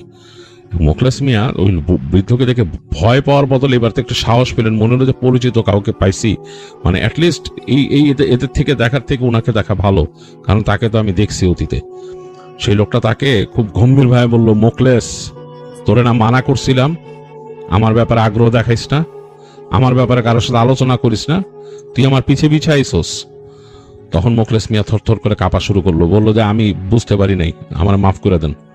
তো তখন তিনি দেখলেন তার চোখের সামনে ওই লোকটা লম্বা হয়ে গেল, মানে লম্বা হয়ে ওই যে সাথে যে আলখাল্লা পরা তাদের থেকেও লম্বা একটা মানুষে পরিণত হইলো, এবং সেও একটা আলখাল্লার মতো পরা, তার চেহারা তিনি বুঝতে পারতেছেন না, অন্ধকারে ঢাকা। তো তার কাছে এসে মোখলেস মিয়াকে তুলে ফেললো 2 হাত দিয়ে সামনে, তার মুখের লেভেলে নিয়ে আসলো উঁচা করে, উঁচা করে এনে বললো যে তোর ভালোর জন্য বলছিলাম আমার পিছে আসতে না, এখন তো তুই বুঝবি। তো মোখলেস তখন বলছে আমার মাফ করে দেন, আমার মাফ করে দেন। তো ওই লোকটা বলতেছে না, তোর কোনো মাফ নাই, তুই যেহেতু আমার পিছে পিছে আইসস তোরে শিক্ষা দেবো। তখন মোখলেস মিয়া বলছে আল্লাহর ওয়াস্তে আমার মাফ করে দেন, আল্লাহর ওয়াস্তে আমার মাফ করে দেন, 2 হাত জড়ো করে বলতেছে। এটা যখন বলছে তখন দেখলো যে ওই লোকটা তাকে নামাই দিল 2 হাত থেকে, দিয়ে বললো যা বাসায় যা। বলে লোকটা তার দিকে পেছন ফিরে তার সাথের যেই লম্বা লম্বা আলখাল্লা পরা মানুষের মতো ছিল তাদেরকে নিয়ে হাঁটা শুরু করলো সামনের দিকে। দেখলো যে ওই লোকটা তাকে একটা জায়গা করে দিল, মানে সরে। তো ওই লম্বা লোকটা যে নাকি ওদের থেকেও লম্বা, সে যখন এগিয়ে গেল তাদের কাছে জায়গা করে দিল, ওই জায়গাটা দেখে মুখলেস মিয়ার মনে হলো একটা আলোক উজ্জ্বল একটা দরজার মতো, সেখান দিয়ে লোকটা ঢুকে গেল। এবং সেই যে ফাঁকা জায়গাটা অনেকটা মনে হচ্ছে যে ওই অন্ধকারের মধ্যে একটা আলাদা রকমের দরজা তৈরি হয়েছে। তো সেখানে ওই লোকগুলো ওই আলোর মধ্যে ঢুকে গেল এবং এক সময় ওই যে আলোর যে জায়গাটা আস্তে করে বাতাসে মিলাই গেল, মনে হলো যে অন্ধকারের সাথে মিলে গেছে। আর মুখলেস মিয়ার কাছে শীতটা বেশি লাগা শুরু করলো। সে পেছন ফিরে তাকায়, দেখলো যে তার থেকে বেশ খানিকটা দূরে তাদের সেই পাশের যে তার যে প্রতিবেশী তার সেই ভিটাটা দেখা যাচ্ছে এবং সেখানে তার পেছনে সে গাছগাছালি দেখা যাচ্ছে, বাতাসে নড়তেছে। মুখলেস মিয়া একা দাঁড়ায় আছে সেখানে। তো মুখলেস মিয়া থরথর করে কাঁপা শুরু করছে। তিনি তাড়াতাড়ি উঠে ওখান থেকে দৌড়ানো শুরু করলো। তো তিনি দৌড়াচ্ছেন এবং তিনি যখন দৌড়াচ্ছেন তখন তার মনে হলো যে তার পেছনে কেউ ইট মারতেছে, মানে একদম ধপ ধাপ করে পড়তেছে। এদিকে তার গায়ে লাগতেছে না, তার চারিপাশে লাগতেছে ইটগুলো, এসে এদিকে পড়তেছে ওদিকে পড়তেছে, মাটির ঠেলাগুলো, ওই যে পাশে যে ক্ষেত থেকে ছুঁড়ে ছুঁড়ে মারতেছে কেউ। এখন এগুলো পড়ে পড়ে ভেঙে যাচ্ছে, মানে একদম গুঁড়া গুঁড়া হয়ে যাচ্ছে তার আশেপাশে। এবং তিনি প্রাণ বন্ধ দৌড়াইতেছেন। দৌড়াতে দৌড়াতে তিনি পাশের বাড়ির সেই আঙিনা পার হয়ে চলে আসলেন গাছগাছালির মধ্যে। সেখানে তিনি দৌড়াচ্ছেন গাছগাছালির ফাঁক দিয়ে এবং তার মনে হচ্ছে তার পেছনে সেই ইটগুলো এসে লাগতেছে এদিক ওদিক এবং শব্দ পাচ্ছেন তিনি। এইভাবে দৌড়াতে দৌড়াতে তিনি তার দরজায় আসলেন। যেভাবে খোলা রেখে গেছেন সেভাবেই আছে। বাসার মধ্যে ঢুকে দরজা লাগাই দিলেন। তো এই সময় তার দরজার মধ্যে কয়েকটা ইট পড়লো এসে, সেই যে প্রথম দিনের মতো তাকে যখন অর্ডার নিয়ে আসছিল সেরকম ইট এসে পড়লো অনেকগুলা। তো মুখলেস মিয়া ভয়ে কাঁপতেছেন। এই সময় তার দরজার বাইরে আবার শুনলেন তিনি সেই কণ্ঠ যে মুখলেস, আর কখনো আগ্রহ দেখাবি না, আমি হয়তো আবার আসুম, কারো কাছে আমার কথা কবি না। এই বলে মানে শব্দটা বন্ধ হয়ে গেল এবং ওই মানে সেই ইট মারাও বন্ধ হয়ে গেল। তো মুখলেস মিয়া তাড়াতাড়ি তার সেই ভয়ের চোটে তার চোখের মধ্যে ঢুকে লেপ টেপ নিয়ে মুড়ি দিয়ে তিনি শুয়ে থাকলেন। তো সকালে উঠলেন তিনি। সকালে ওঠার পরে তিনি মানে দেখলেন যে তার মনে হচ্ছে শরীরটা ভালো না, তার জ্বর আসছে। তো তিনি ওর মধ্যে তার পকেটে হাত দিলেন, দিয়ে তিনি বোঝার চেষ্টা করলেন, রাতের স্মৃতি মনে পড়ছে, বোঝার চেষ্টা করলেন। তিনি দেখলেন যে হ্যাঁ, তার পকেটে সেই ব্রাউন সেই এনভেলপ আছে। তো সেটা বের করে তিনি খুললেন, বের করে দেখলেন যে সেই যে চকচক 100 টাকার নোট আরো ওখানে। তো ওই অসুস্থ লাগা অবস্থায় তিনি উঠে বসে গুনলেন, দেখলেন আরো 5,000 টাকা, মানে তাকে টোটাল 10,000 টাকা দিছে এই 9টা বোরখা বানায় দেওয়ার জন্য। তো মুখলেস মিয়া সেই টাকাটা নেয়, নিয়ে তিনি ওই অসুস্থ অবস্থায় উঠে তিনি সেই বাকি তার টাকার সাথে রাখেন। রেখে তিনি তার মতো মানে দিনপাত করেন। দুপুরে যখন তাকে খাবার দিতে আসে তিনি সেই মহিলাকে বলেন যে তাকে একটু এখানকার যে ইমাম সাহেব আছে তার সাথে দেখা করাই দিতে, তার শরীরটা খুব খারাপ। তো সেই মহিলা যিনি ভাত নিয়ে আসছিলেন তিনি ইমাম সাহেবকে খবর দেন। ইমাম সাহেব মুখলেস মিয়ার কথা শুনে, অসুস্থ শুনে তিনি আসেন। এসে বলেন যে মুখলেস মিয়া, কি অবস্থা, আপনি নাকি অসুস্থ, আপনি আমারে খবর দিলেন, কখনো তো আমারে খবর দেন না বা আমার সাথে দেখাও করেন না খুব একটা, কি হইল আপনার হঠাৎ? তো মুখলেস মিয়া তখন বলে যে না হুজুর, আসলে আমার তো আসলে সময় হয় না, আমি তো কাজকর্ম নিয়ে থাকি, মসজিদে গেলে জাস্ট নামাজ পড়ে বাইরে আসি, খুব একটা দেখা করার সময় পাই না আপনার সাথে। তো যাই হোক, আপনি কষ্ট করে আসছেন, আমি খুব খুশি হয়েছি। আমার কিছু ঘটনা হয়েছে। তো হুজুর তখন জিজ্ঞেস করেন কি হয়েছে? তখন মুখলেস মিয়া সব খুলে বলে তাকে। তো শোনার পরে তখন হুজুর বলেন যে আসলে ব্যাপারটা হয়েছে কি, আপনার কাছে যারা আসছিল আপনি তো বুঝতেই পারছেন তারা কোনো সাধারণ কিছু না, মানে মানুষ তো না, এটা বুঝতেই পারছেন, এগুলো জিন্নাত। এরা আসছিল আপনার দিয়ে কোনো কাজ করায় নিতে এবং এরা সম্ভবত ভালো জিন্নাত, এর জন্য আপনাকে পারিশ্রমিক দিয়ে কাজ করায় নিয়ে গেছে। আপনার সেই কাপড়ের মাপ দেখে বোঝা উচিত ছিল। তো ওরা ডিটেলসে বা ওরা নিজেরা কিভাবে কি করে, কোথার থেকে কি খায়, কোথার থেকে কি নেয়, আমরা কিন্তু যতটুকু আমরা পড়ছি ততটুকুই জানি, বাকি জানি না। তো এখন আপনার কাছ থেকে হয়তো জিনিসটা নিছে, আপনাকে হয়তো তারা মনে করছে যে এই কাপড়টা বা এই জিনিসটা আপনি তাদের জন্য বানাই দিতে পারবেন, বা তাদের হয়তো এরকম আরো অনেক আছে যাদের থেকে কাজ করায়, কে জানে, এটা তো আমরা আসলে জানি না ওইরকম। তো আপনার কাছ থেকে একটা কাজ করাই নিছে, যেটাই হোক, যে কোনো কাজই করাই নিছে। তো হয়তো চাইছিল যে আপনি এই জিনিসটা গোপন রাখেন, কাউকে না জানান। হয়তো আপনার কাছে আর আসবে না, আপনার খারাপ হলে তো আপনার ক্ষতি করতো। আপনি যখন তার পিছনে গেছেন, আপনি যখন তার কাছে মাপ চাইছেন বলছে আল্লাহর ওয়াস্তে, আল্লাহর ওয়াস্তে শুনে মানে বুঝতে পারছে যে আল্লাহর ওসিলা দিচ্ছেন, সাথে সাথে আপনাকে ছেড়ে দিছে, আর কিছু বলে নাই। তো সুতরাং এরা খারাপ না, খারাপ কোনো প্রজাতির কাছে আপনি পড়েন নাই, ছেড়ে দিছে। হয়তো আপনাকে বলতে না করছে কাউকে, আপনি বলে দিলেন, এরপরে হয়তো আর আপনার কাছে আসবে না। তো মোখলেস মিয়া বলে যে হ্যাঁ, মনে হয় আর আসবে না। তো মোখলেস মিয়া নিজেই বলতেছে না, আসাই ভালো, আমি আর চাই না এরকম কাজ করতে। বলে ঠিক আছে, অসুবিধা নাই, যাই হোক সাবধানে থাকেন, দোয়া দুধ পড়েন, একা থাকেন, একা বাসায় থাকা ঠিক না। বয়স হয়েছে, আপনার পোলারে আমি বলবো, আপনার পোলারে আমি দেখলেই বলবো যে আপনারা কেন এরকম। তো মোখলেস মিয়া বলে যে আমার পোলা তো আমার ছেড়ে গেছে গাইছি। তো যাই হোক, ইমাম সাহেব বলে যে আমি বলবো তাকে, এবং আপনি এইভাবে থাকেন না, একলা একলা থাকাটা ঠিক না। তো খারাপ জিনিসও তো আছে, চলাফেরা করে, ভালো জিনিস আছে, আবার খারাপ মানুষও তো আছে। তো সবকিছুর থেকেই সাবধানে থাকতে হয়। তো এই বলে তো হুজুর মোখলেস মিয়াকে দোয়া দুরুদ পড়ে ফু দিয়ে যান এবং বলে যে ওষুধ টষুধ খান, এই জ্বর আসছে সেরে যাবে, হয়তো ভয় পাইছেন, ঠান্ডায় বেরিয়েছেন, এর জন্য ঠিক হয়ে যাবে ইনশাল্লাহ। তো এই বলে তো হুজুর নিজেই যখন চলে যাচ্ছেন বাসায়, তার যাওয়ার সময় হুজুর নিজেই নাকি ওখান দোকান থেকে তাকে ওষুধপত্র কিনে দিয়ে যান, তার এই জ্বর জারির ওষুধ।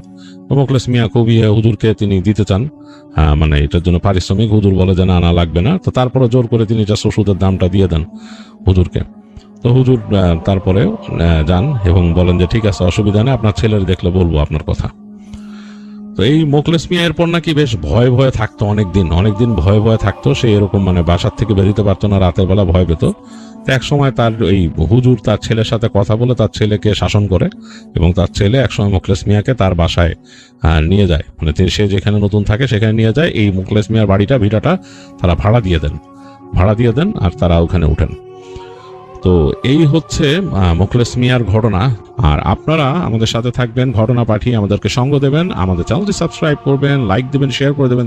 তাহলে বিদায় নিয়ে নিচ্ছি আজকের মতো। আল্লাহ হাফেজ, টাটা।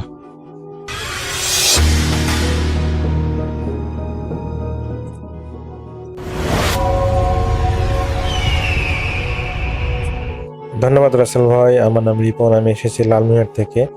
রাসেল ভাই, এখন যে ঘটনাটা আমি আপনাকে শেয়ার করব, এই ঘটনাটা আমি যার কাছ থেকে পেয়েছি তার নাম হচ্ছে সোহেল। আর সোহেল ভাইয়ের বাড়ি হচ্ছে ব্রাহ্মণবাড়িয়া জেলার সরাইল এলাকায়। তো সোহেলের নিজের ছোটবেলায় দেখা একটা ঘটনা এটি, যা ঘটেছিল তাদের গ্রামের একদম পাশে বয়ে যাওয়া তিতাস নদীতে একটি মরা শাখায় একটা ভয়ানক ঘটনা ঘটেছিল। সেই ঘটনাটা এখন আমি শেয়ার করব। তো ঘটনার বছরটা ছিল হচ্ছে 2008 সাল। ঘটনা 2008 সালের দিকে আর কি। সে সময় আষাঢ় মাসের শেষের দিকে হঠাৎ উজান থেকে আসা পাহাড়ি ঢলে তিতাস নদীর পানি হু হু করে বাড়তে শুরু করে। তো সোহেলদের বাড়ির পিছনেই ছিল একটা বড় বিল, যা নদীর সাথে যুক্ত। তো নতুন পানি আসার পর বিলে প্রচুর পরিমাণ বড় বড় মাছ পাওয়া যাচ্ছিল। তো সোহেল ভাইয়ের বড় ভাই নাসির ছিলেন গ্রামের নামকরা মাছ শিকারী। নাসির ভাই ঠিক করলেন যে তিনি হলো মাছ ধরবেন। ঝাঁকি জাল নিয়ে তিনি সেই বিলে আর কি শেষ মাথায়, যেখানে আসলে নদীর সাথে ওই তিতাস নদীর সংযোগ আছে, সেখানে তিনি মাছ ধরতে যাবেন। তো সোহেল তখন ছোট, যিনি আমাকে ঘটনা পাঠিয়েছেন তার নাম সোহেল, তিনি ছোট। তো সে জেদ ধরলো বড় ভাইয়ের সাথে যাবে, কিন্তু বড় ভাই নাসির ভাই নিতে চাচ্ছিল না। তো এক পর্যায়ে তিনি আসলে নিতে বাধ্য হন, এবং তাদের সাথে আরও ছিল হচ্ছে প্রতিবেশী একজন রহমত চাচা, তার নাম। তো তিনজন, সোহেলের বড় ভাই নাসির ভাই এবং হচ্ছে রহমত চাচা, তিনজনেই আসলে মাছ ধরার জন্য যান। তো রহমত চাচা সারা জীবন নদীতে জাল ফেলে মাছ কাটিয়েছেন, মানে মাছ ধরে কাটিয়েছেন। তো রাত 11টার দিকে তারা যখন নৌকায় করে সেই সংযোগস্থলে পৌঁছালেন, তখন চারিদিকটা কেমন যেন থমথমে। নতুন নতুন নদীর নতুন পানির একটা সোটা গন্ধ কিরকম তাদের কাছে মনে হচ্ছে। তো তিতাসের সেই অংশটায় প্রচুর পরিমাণ কচুরিপানা জমে। তো রহমত চাচা অভিজ্ঞ, তিনি জাল ফেলেছিলেন, এবং প্রথম দুইবার যখন তিনি জাল ফেললেন তখন আসলে ওই ছোট ছোট মাছ ছাড়া আর কোনো কিছু উঠলো না, ছোট ছোট মাছ, পুঁটি এবং ট্যাংরা উঠলো। তো তৃতীয়বার যখন তিনি জাল ফেললেন, ওনার কাছে মনে হলো যে জালটা অনেক অনেক ভারী। তো নাসির ভাই সেই সময় আসলে এখনকার মতো লাইট ছিল না, ওনাদের কাছে সেই সময় চার্জিং লাইট বা লাইট ছিল না, তখন ওরা ওই লণ্ঠন নিয়ে আর কি মাছ ধরতে যেত। তো নাসির ভাই উনি লণ্ঠনটা উঁচিয়ে ধরলেন। তো জালটা যখন টেনে নিয়ে আসা হলো, ওই তিনজনের দেখে যেন মনে হয় রক্ত হিম হয়ে গেল। তো রহমত চাচা যখন জালটা নৌকায় টেনে তুললেন, তারা দেখলেন জালের ভিতরে কোনো মাছ ছটফট করছে না, বরং জালের ভিতর প্যাকে কাদার সাথে জড়িয়ে আছে বড় একটা গোছা মানুষের মাথার চুল এবং পুরনো ছেঁড়া কাপড়। তো সোহেল ভাই যখন তার লণ্ঠন নিয়ে তিনি এটা দেখলেন, তো তিনি দেখলেন যে সেই চুলের ভিতরে, একগুচ্ছি যে মানুষের চুলের মতো এসেছিল, সেগুলোর ভিতরে একটা প্রাচীন আমলের একটা পিতলের কলস আটকে আছে, একটা ছোট ছোট করে একটা হলো পিতলের কলস আটকে আছে।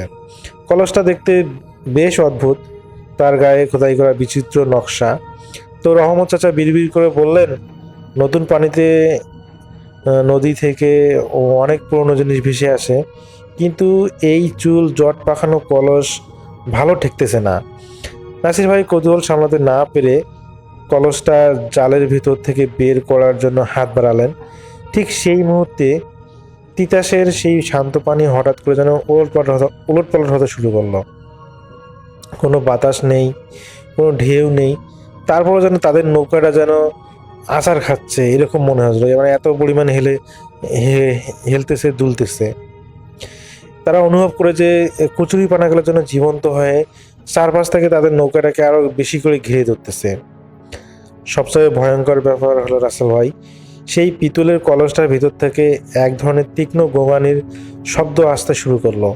মনে হচ্ছিল যে সেই ছোট্ট কলসটার ভিতরে কেউ একজন আটকে আছে এবং সে শ্বাস নেওয়ার জন্য ছটফট করতেছে। তো রহমত চাচা চিৎকার করে বললেন, নাসির, এটা ধরিস না, এটা নদীতে ফেলে দে। কিন্তু নাসির ভাই তখন কেমন যেন ঘোরের মধ্যে চলে গেছেন, তার চোখ দুটো স্থির হয়ে আছে সেই কলসের দিকে। তো তাকে মানা করেও তিনি আটকাতে পারলেন না। তো নাসির ভাই যখন সেই রহস্যময় কলসটির মুখ খোলার জন্য হাত বাড়ালেন, ঠিক তখনই নৌকার কিনারায় সেই ফ্যাকাশে হাত দুটো সজোরে ঝাপটে ধরল। সোহেল ভয়ে নৌকার মাঝখানে কুঁকড়ে গেল। রহমত চাচা দেখলেন হাতগুলো সাধারণ মানুষের হাতের চেয়ে অনেক বেশি লম্বা এবং সেগুলো নখগুলো পচে যাওয়া কাঠের মতো কালো। সেই হাতের টানে ছোট্ট ডিঙি নৌকাটি একপাশে যেন বিপজ্জনকভাবে কাত হয়ে ডুবে যাওয়ার উপক্রম। তো রহমত চাচা যেহেতু অভিজ্ঞ মানুষ, তিনি বুঝতে পারলেন যে এটা কোনো বড় কোনো বিপদের সামনে তারা পড়েছে। তো তিনি তার কোমরে থাকা মাছ কাটার ধারালো কাঁচিটা বের করে ওই নৌকার পাশে যে হাত দিয়ে নৌকাটাকে কাত করার জন্য চেষ্টা করতেছে, তিনি সেই হাতের মধ্যে দিলেন একটা কোপ। কিন্তু অদ্ভুত ব্যাপার হলো রাসেল ভাই, তার কাঠারিটা হাতের উপর পড়ার সাথে সাথে মনে হলো যে তিনি কোনো শক্ত একটা পাথরে মানে কোপ দিলে যেরকম হয় সেরকম। তিনি দেখলেন যে সেই হাতটার কিছুই হলো না, বরং তার ওই কাঁচি বা কাঠারিটা দেখা যায় যে ছটকে চলে আসলো, মানে একটা কি বলে জাম করলো। তিনি দেখলেন যে সেই হাতটার কিছুই হলো না, উল্টো পানির নিচ থেকে একটা বিকট ঘড়ঘড়ে আওয়াজ এলো, যেন কেউ যন্ত্রণা নয় বরং রাগে গর্জন করতেছে। ঠিক সেই মুহূর্তে নাসির ভাই কলসির মুখটা খুলে ফেললেন। সাথে সাথে কলসের ভিতর থেকে তীব্র পচা দুর্গন্ধযুক্ত কালো ধোঁয়ার মতো কিছু একটা বের হলো। পুরো নৌকাটির সেই ধোঁয়ায় যেন অন্ধকার হয়ে গেল। তো সোহেল দেখলেন যে সেই অন্ধকারের মাঝেই নদীর পানি থেকে একটা লম্বা শরীর ধীরে ধীরে উঠে আসতেছে। তার সারা শরীরে শ্যাওলা জড়িয়ে আছে এবং চোখের জায়গায় কেবল দুটি জ্বলন্ত লাল কয়লার মতো আলো জ্বলতেছে। সে তার হাত বাড়িয়ে নাসির ভাইয়ের টর্চ লাইটটা কেড়ে নিল এবং এক নিমেষে সেটা চুরমার করে দিল। তখন মোটামুটি যখন লাইটটা এরকম করে ভেঙে ফেলা হলো, চারিদিকে যেন অন্ধকার আচ্ছন্ন হয়ে গেল। তো নৌকাটি যখন সেই কালো ধোঁয়ায় ঢেকে গেল, সোহেল কেবল অনুভব করতে পারছিল নৌকাটি প্রচণ্ডভাবে দুলছে। মানে ভূমিকম্প, পানির মধ্যে যদি ভূমিকম্প সৃষ্টি হয়, যেরকম পানির স্রোত যত বেশি, অনেক বেশি হলে যেরকম নৌকা দুলে সেই রকম। তো নাসির ভাইয়ের কোনো সাড়া শব্দ পাওয়া যাচ্ছিল না। রহমত চাচা অন্ধকারের মাঝে হাতড়ে নাসির ভাইকে খোঁজার চেষ্টা করলেন, কিন্তু তিনি অনুভব করলেন নাসির ভাইয়ের শরীরটা কে যেন পানির দিকে টেনে নিয়ে যাচ্ছে। নাসির ভাই তখন কেমন যেন ঘোরের মধ্যে, কোনো প্রতিরোধ করতে পারতেছেন না, তিনি যেন সেই একটা অচেতন হওয়া অবস্থায় সে পানির দিকেই যাচ্ছেন। রহমত চাচা চিৎকার করে বললেন, সোহেল, নৌকার তলায় রাখা দেশলাইটটা জ্বালা। তো তাদের কাছে আসার সময় তারা আসলে জানে যে, কারণ হারিকেনের লণ্ঠনের আলো যে কোনো সময় নিভে যেতে পারে বাতাসের কারণে।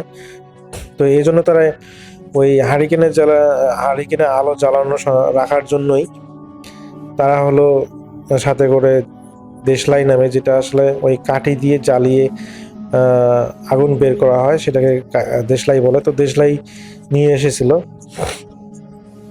তো রহমত চাচা যখন সোহেলকে বললো যে দেশলাইটটা জ্বালাও, তো যখন হলো সোহেল কাঁপতে কাঁপতে ওই দেশলাইটটা জ্বালালো, মুহূর্তের মধ্যে চারপাশটা যেন আলোকিত হয়ে গেল। সেই আলোতে তারা যা দেখলো তা কোনোদিন ভোলার মতো নয়। সেই শ্যাওলা মাখা কঙ্কালসার দীর্ঘ আকৃতির দেহটি নাসির ভাইয়ের গলা চাপটে ধরেছে। তার গায়ের চামড়া এতই পাতলা যে ভিতরে হাড়গুলো যেন স্পষ্ট দেখা যাচ্ছে। দেশলাইয়ের আলোতে তারা দেখে যে দেহটি একটা বিভৎস প্রকৃতির। তো এরা দেখে তারা তো দুইজনে প্রচন্ড পরিমাণ চিৎকার দিয়ে ওঠে, বিশেষ করে রহমত চাচা এবং সোহেল। তো রহমত চাচা তিনি হলো যেহেতু চতুর মানুষ, তো তিনি কি করেন, ওই তাদের হলো হারিকেনের জন্য ব্যবহার করার জন্য যে এক্সট্রা কেরোসিন নিয়ে এসেছিলেন, তিনি কি করেন, তার একটা হলো পুরোনো গামছার মধ্যে সেই কেরোসিনগুলো ঢেলে দেন এবং দেশলাই থেকে একটা কাঠি ধরিয়ে দেন। এতে করে প্রচণ্ড পরিমাণ আলো তৈরি হয় এবং সেই গামছাটা তিনি তার নৌকার লগি দিয়ে তিনি হলো ওই নাসিরের দিকে ধাবিত করেন, মানে সেই অবয়বটার দিকে যখন সম্মুখে নিয়ে যান, রাসেল ভাই সেই অবয়বটা একটা বিকট চিৎকার দিয়ে পানির সাথে মিশে যায় এবং তারা অনুভব করে যে চতুর্দিকে যে কালো যে ইয়াটা ছিল, ধোয়া যেটা কুণ্ডলী ছিল, সেটা যেন আর ধীরে ধীরে মিশে যায় এবং তারা অনুভব করে যে পরিবেশ একদম স্বাভাবিক।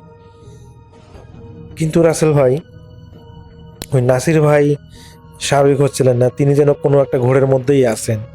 তিনি কোনো কথা বলতেছেন না, কোনো কিছুই বলতেছেন না। তিনি স্থির হয়ে সেখানেই বসে আছেন ওই নৌকার মধ্যে। তো এই সমস্ত ঘটনার পর তারা খুবই ভয় পান এবং তারা হলো বিশেষ করে রহমত চাচা সিদ্ধান্ত নেন যে এখানে আর থাকা যাবে না, আজকে আর মাছ ধরা যাবে না, তিনি বাসায় যাওয়াই বেটার।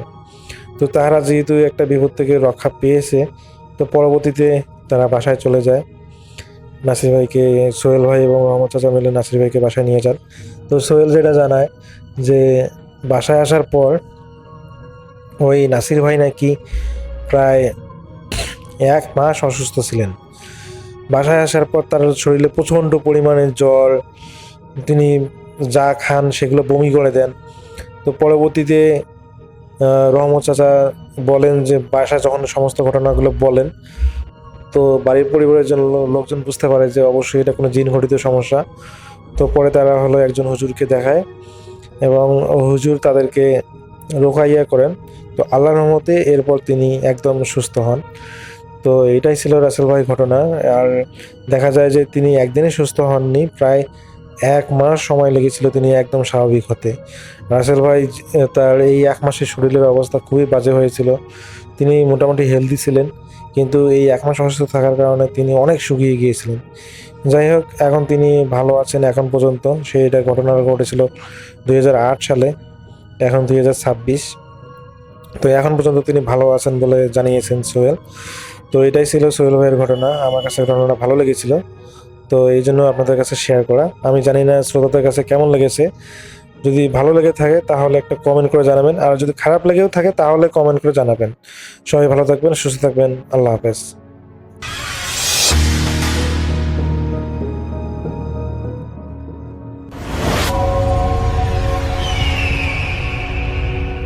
প্রিয় লিসেনার্স, আসসালামু আলাইকুম। আমি আফনান, আশা করি সবাই ভালো আছেন, সুস্থ আছেন। এই ঘটনাটি আমাদেরকে যিনি পাঠিয়েছেন তার নাম মোহাম্মদ মনিরুল ইসলাম। ওনার বাড়ি পাবনা জেলার আটঘরিয়া উপজেলার চাঁদভাই ইউনিয়নের বেরুয়ান গ্রামে। উনি যে ঘটনাটি পাঠিয়েছেন এটি ওনার নানার সাথেই ঘটে যাওয়া মর্মান্তিক এবং ভয়ঙ্কর একটি ঘটনা। ঘটনাটি যখন ঘটেছিল তখন সাল 1990 কি 92 এরকম হবে। এই মনির ভাইয়ের নানা বাড়ি কিন্তু এই একই উপজেলায়, অর্থাৎ আটঘরিয়া উপজেলার অন্য আরেকটি গ্রামে। নানার নামটি সঙ্গত কারণে উনি বলেননি, আর নানা বাড়ির যেই গ্রামের নাম সেটাও বলেননি।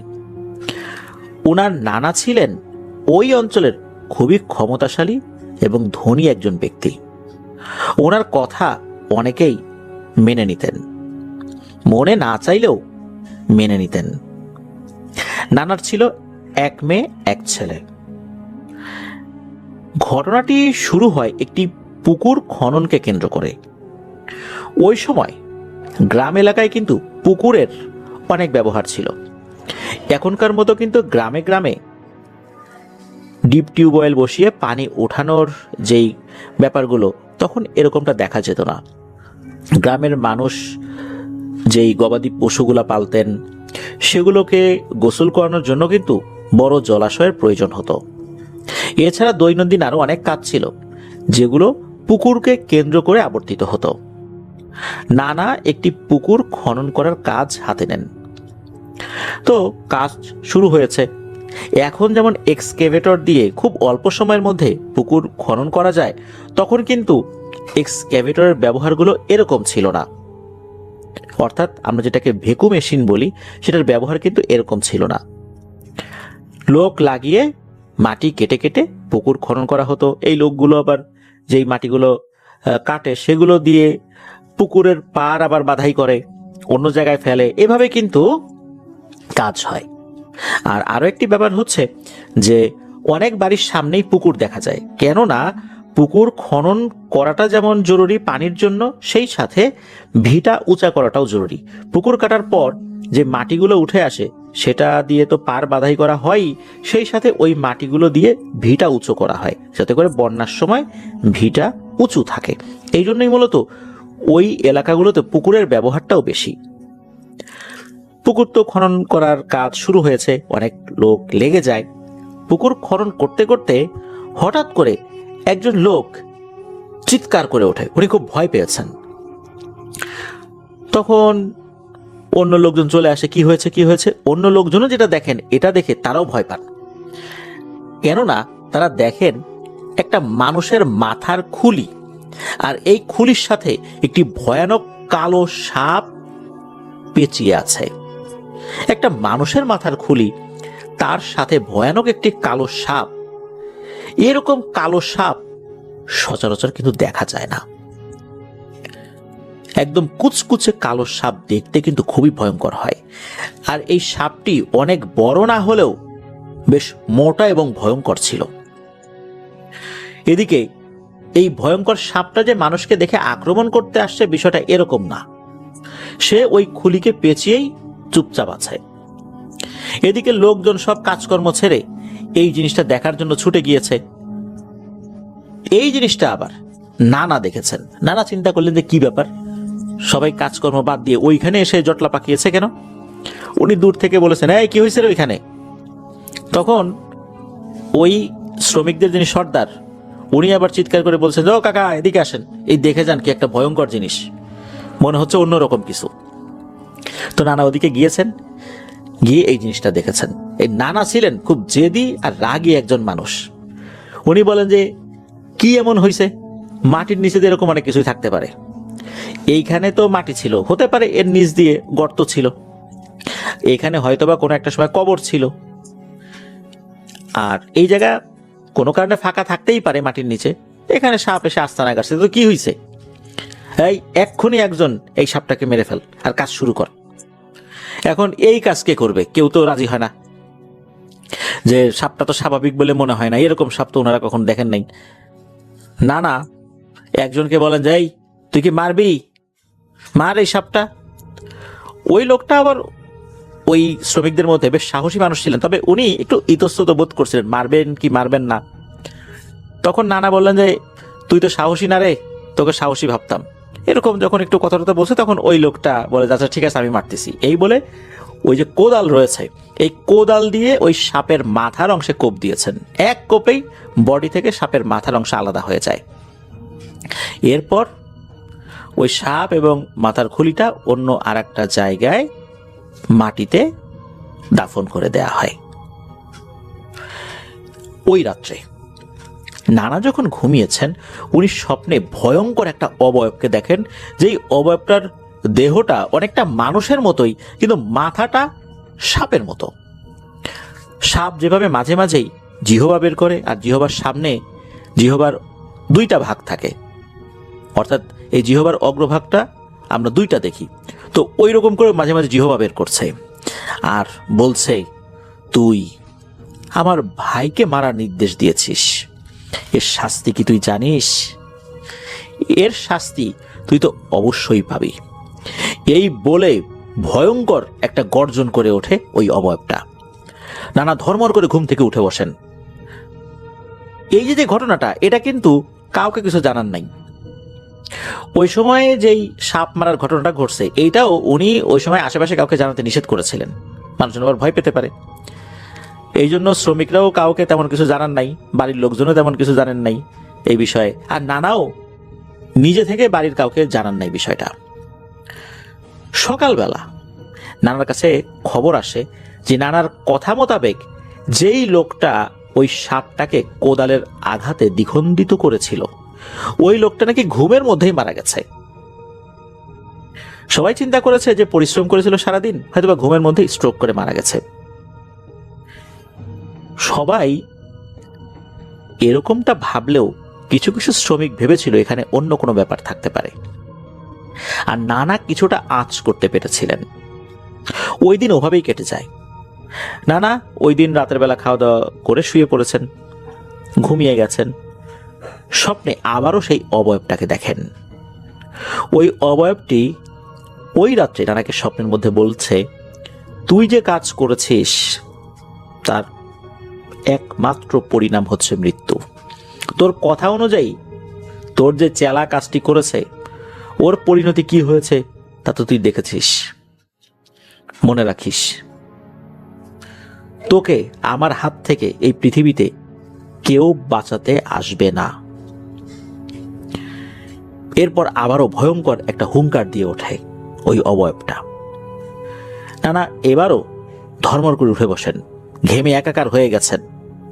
এবারও নানা এটাকে দুঃস্বপ্ন ভেবে উড়িয়ে দিয়েছেন। উনি চিন্তা করেছেন যে বাস্তবে এরকম সাপ টাপ দেখলে ঘুমের মধ্যে মানুষ এরকম সাপ দেখে, এটা ওরকম কোনো কিছু না। এইটা বলে উনি নিজের মনকে সান্ত্বনা দিচ্ছিলেন। তাছাড়া যে লোকটা মারা গেছে, এমনটা না যে তার লাশটা দেখে অস্বাভাবিক কিছু মনে হয়েছে, তার শরীরে কোনো সাপে কাটার দাগ আছে, এমনটা তো মনে হয়নি।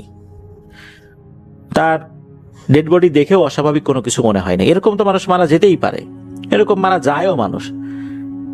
তাই এটা নিয়ে তো এরকম ভাবনা চিন্তার কিছু নাই। তো সকালবেলা উনি ওনার কাজে গিয়েছেন। পুকুরের খনন কাজ কিন্তু চলছে, তবে খনন কাজের ক্ষেত্রে অন্য কোনো ধরনের বিপত্তি বাধে নাই, শুধু ওই একটা বিষয়ই হয়েছিল শুরুতে, এরপর আর কোনো সমস্যা হয়নি। তো নানা কোন একটা কাজে গিয়েছিলেন। উনি বিকেলের দিকে যদি কোথাও বের হতেন বা দুপুরের দিকে কোথাও বের হতেন, ফিরতে যদি রাত হওয়ার সম্ভাবনা থাকতো, তখন নানা একটি ব্যাটারি চালিত টর্চ লাইট নিয়ে বের হতেন। তখন অবশ্য গ্রামে চার্জার লাইটের প্রচলনটা শুরু হয়নি। ড্রাই সেল ব্যাটারি যেই টর্চ লাইটগুলো ছিল, 2 ব্যাটারি, 3 ব্যাটারি, 4 ব্যাটারি, 5 ব্যাটারি এরকম লাইটগুলো ছিল, এগুলো মানুষ ব্যবহার করতো। তো নানার এরকম একটা ব্যাটারি ছিল, যেই ব্যাটারিগুলো ওই টর্চ ব্যাটারি চালিত টর্চ লাইট ছিল, যেটা দিয়ে উনি রাত্রেবেলা আসা যাওয়া করতেন। তো নানা তো ওই লাইটটা জ্বালিয়েই ফিরছিলেন বাড়ির দিকে। রাত যে আহামরি বেশি হয়েছে তা না, এশার আজান হয়েছে বা হয়নি এরকম একটা সময় হবে আর কি। তো নানা যেই পথ দিয়ে আসছিলেন ওই পথে নানা একাই ছিলেন। হঠাৎ করে পেছন থেকে কেউ একজন বলে ওঠে, এইবার তোকে পাইছি রে, পাইছি এবার তোকে। এই কথা শোনার পর নানা কি করেছেন, ওই টর্চ লাইট জ্বালিয়েই পেছন দিকে ঘুরেছেন। যখন ঘুরেছেন উনি টর্চ লাইটের আলো ফেলে ভয়ঙ্কর একটা অবয়ব দেখেন। উনি দেখেন এটা সেই অবয়ব যেই অবয়বকে উনি রাতের বেলা কয়েকবার স্বপ্নে দেখেছেন। কি যে ভয়ঙ্কর বিভৎস দেখতে সেই অবয়বটা। মাথাটা সাপের মতো, দেহটা মানুষের মতো দেখতে হলেও একদম অবিকল মানুষের মতো দেহ না, তবে মানুষের দেহের কাছাকাছি যায় আর কি। দুটো হাত আছে, দুটো পা আছে, এটা দেখে মনে হচ্ছে মানুষের মতো দেহ। আর মাথাটা সাপের মতো, আর জিহবাটা লক লক করে মাঝে মাঝে বেরিয়ে আসছে। উনি এটা দেখার পর আল্লাহর নাম নিয়ে ঘুরে দিয়েছেন বাড়ির দিকে দৌড় শুরু করেছেন। মোটামুটি হয়তোবা 10 সেকেন্ড দৌড় দিয়েছেন। হঠাৎ করে ওনার কাছে মনে হলো ধরাম করে ওনার ঘাড়ের উপর কেউ আঘাত করলো। যখনই আঘাত করেছে তখন নানা মাটিতে পড়ে যায়। যেহেতু উনি দৌড়ের উপর ছিলেন, ঘাড়ের উপর কেউ আঘাত করলে সামনের দিকে ঝুঁকে পড়ে যাবেন, এটাই স্বাভাবিক। নানা ঝুঁকে পড়ে যাওয়ার পর কয়েকবার ডিগবাজি খেয়ে পড়েন আর কি। উনি তো বয়স্ক মানুষ ছিলেন, এইভাবে হঠাৎ করে পড়ে গেলে তো শরীরে মারাত্মক আঘাত লাগে। উনি যখন উপর হয়ে পড়ে আছেন, তারপর একটু ঘুরে ওঠার চেষ্টা করবেন, তখন হঠাৎ করে মনে হলো ওই অবয়বটা ওনার বুকের উপর এসে বসলো। এরপর একের পর এক আঘাত করতে থাকে নানাকে। নানা তো বুঝতে পেরেছেন ওনার সময় শেষ হয়ে এসেছে। উনি ওই অবস্থাতে যা দোয়া দরুদ জানতেন মনে মনে পড়তে থাকেন। আল্লাহর কি ইশারা, ওই সময় আবার কিছু মানুষ ওই রাস্তা দিয়ে আসছিলেন। তারা দেখেন যে একজন মানুষ, সে মনে হচ্ছে কোনো কিছুর সাথে ধস্তাধস্তি করছে, তবে কিসের সাথে ধস্তাধস্তি করছে এটা বোঝা যাচ্ছে না। তাদের কাছে এটাও মনে হয় যে কোনো একজন মানুষকে মনে হলো শূন্যে তুলে ফেললো, আবার মাটিতে আশ্রে ফেললো, এরকমটা মনে হয়। তারা দূর থেকে বলে, কে ওখানে রে, কি হচ্ছে এগুলা। এরপর তারা ওই দিকটাতে দৌড়ে যায়, গিয়ে দেখে একজন মানুষ একদম রক্তারক্তি অবস্থায় পড়ে আছে, চেহারা জুড়ে রক্ত, মানে এমন ভাবে রক্তে চেহারাটাও ভেসে গেছে যে চেহারা দেখে আসলে বোঝার উপায় না এটাকে। তারা অবশ্য চিনতে পেরেছিলেন যে এটা নানা। নানার ওই সময় সেন্স ছিল না। তারা নানাকে ধরাধরি করে বাসায় নিয়ে আসেন। ওই রাত্রে নানার জ্ঞান ফেরে নাই। বাড়িতে আসার পর পরিবারের সদস্যরা নানার রক্ত পরিষ্কার করে ক্ষত স্থানে তারা যেই গ্রামীণ যে চিকিৎসা আছে সেটা দিয়ে প্রাথমিক চিকিৎসা দেন। সকালবেলা নানার জ্ঞান ফেরে, তবে ওনার শরীরে কোনো শক্তি ছিল না, একদম দুর্বল। প্রতিবেশীরাও আসেন কি হয়েছিল জানার জন্য। নানি তো কান্নাকাটি করছেন, হাত পাখা দিয়ে বাতাস করছেন নানাকে। ওই প্রথমবারের মতো নানা সবাইকে শুরু থেকে শেষ পর্যন্ত সবকিছু খুলে বলেন। এটা শোনার পর পরিবারের সদস্যরা বলে, কেন এই বিষয়টা আগে থেকে তাদেরকে জানানো হয় নাই? তাহলে তো হয়তোবা হুজুরকে ডেকে এনে জিন হাজির করিয়ে কোনো একটা সমাধান করার চেষ্টা হয়তোবা করা যেত। হয়তোবা জিনটা কোনো কিছু চাইতো বা এরকম কিছু একটা, সেটা তো ওনারা দেওয়ার সামর্থ্য রাখতেন বলে ওনাদের বিশ্বাস। কিন্তু নানা কেন জানান নাই, এটা নিয়ে সবাই নানাকে বলেন। তখন নানা বলেন যে আমি তো বুঝতে পারি নাই যে এই বিষয়টা এই পর্যায়ে যাবে। যাই হোক, এলাকার মসজিদের হুজুরকে ডাকাও হয়। হুজুর এসে নানাকে ঝাড়ফুঁক করেন। উনি সান্ত্বনা দিয়ে যান যে নানা সুস্থ হয়ে যাবেন, এই বলে চলে যান। তবে ওনার চোখে মুখে একটা আতঙ্কের ছাপ ছিল। আসলে নানার সুস্থ হওয়া আর হয়ে ওঠেনি। পরের দিন সকালেই আল্লাহর ডাকে সাড়া দিয়ে উনি দুনিয়ার মায়া ত্যাগ করে চলে যান। ইন্না লিল্লাহি ওয়া ইন্না ইলাইহি রাজিউন। তো এটাই ছিল ঘটনা। প্রিয় লিসেনার্স, আমরা বিভিন্ন ক্ষেত্রে দেখেছি মানুষ এমন কিছু ভুল করে বসে যেটার খেসারত তাকে জীবন দিয়ে দিতে হয়। ওখানে উপস্থিত শ্রমিকরা কিন্তু বুঝতে পেরেছিলেন যে এটা অস্বাভাবিক কিছু, কিন্তু নানা যেহেতু খুবই প্রভাবশালী, ক্ষমতাশালী, ধনী একজন ব্যক্তি ছিলেন, তার কথা না শুনলে শ্রমিকরা কাজ করতে পারবেন না সেখানে। কারণ একটা পুকুর কাটার কাজ তো দীর্ঘদিন ধরে হয়, তারা তো দিনমজুর, দিন আনা দিন খাওয়া এরকম লোক। এই ধরনের লোকদেরকে যদি খেপিয়ে তোলা হয় তাহলে তো ওই এলাকায় কাজ পাওয়া কঠিন হয়। এই জন্য লোকজন বাধ্য হয়েই ওই সময় বিশেষ কিছু বলেননি। তারাও চিন্তা করেছেন বলেও কতটুকু লাভ হবে। আর একজন ব্যক্তি নানার কথা শুনতে বাধ্য হয়েছিলেন, তারও পরিণতি ভালো হয়নি। নানা উনি নিজের রাগ, ক্ষমতা এবং জেদের বশবর্তী হয়ে যে কাজটি করেছিলেন, এটাকে আসলে আমি কি ভুল বলতে পারি না অপরাধ বলতে পারি? এটা অবশ্য এই প্রশ্নটা রয়েই যায়। আমরা সুনির্দিষ্ট করে বলতে পারবো না এটা ভুল, বা এটাও একদম বলতে পারবো না এটা অপরাধ। হতে পারে ওই বাস্তবতায় উনি এটা ভুলই করেছিলেন, আর এরকম ভুল অনেক সময় হয়ে যায়। তবে গ্রামের একজন প্রবীণ অভিজ্ঞ মানুষ হিসাবে ওনার এটা বোঝা উচিত ছিল যে বিষয়টা স্বাভাবিক নয়, কারণ এই ধরনের সাপ খুব একটা দেখা যায় না। প্রিয় লিসেনার্স, আমরা বেশ কিছুদিন বলতে 2022 সাল বা 21 সাল, আমার ঠিক সালটা মনে নাই, হবিগঞ্জে গিয়েছিলাম। তো হবিগঞ্জে মুন্ডু কাটা বিল রয়েছে, তো সেই বিলে রাস্তার কাজ চলছিল।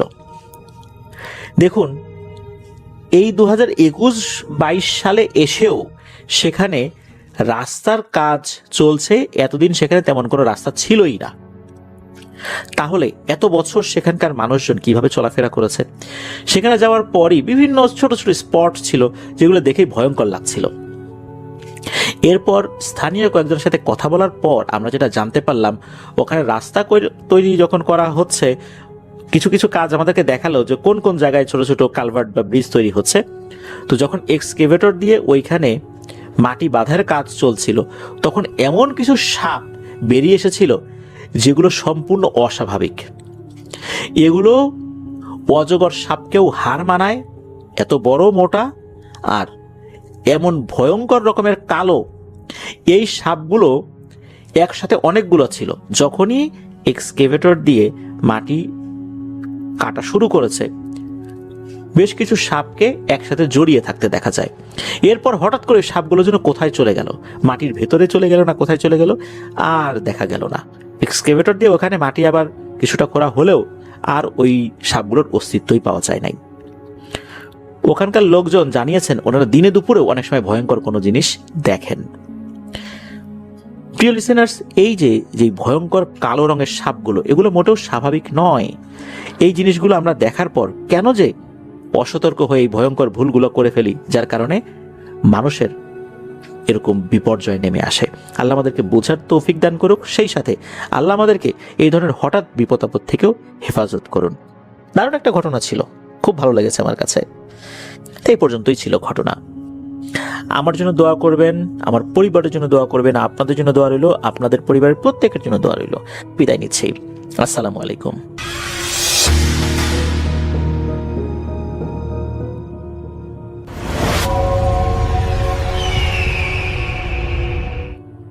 হ্যালো রাসেল ভাই, আসসালামু আলাইকুম। আশা করি আপনি ভালো আছেন আর ভালো দলে আছেন। আমার নাম রিপন, আমি লালমোহর থেকে বলতেছি। রাসেল ভাই, এখন যে ঘটনাটা আমি শেয়ার করব, এই ঘটনাটা আমাদের লালমিহাট আদিতমারিতে একটি ঘটে যাওয়া ভয়ানক ঘটনা। তো সেই ঘটনাটা আমি এখন আপনাকে শেয়ার করব। রাসেল ভাই, আমাদের আদিতমারিতে হচ্ছে উপজেলা, আর উপজেলা থেকে ঠিক যদি 3 কিলোমিটার আমরা যদি দক্ষিণে যাই, তাহলে সেটা হচ্ছে একটা হলো ইউনিয়ন। ইউনিয়নের নামটা আমি এই মুহূর্তে বলতে পারতেছি না সঙ্গত কারণে। তো ওইখান থেকে আমাকে একজন ঘটনা পাঠিয়েছেন, তার নাম হলো সজীব।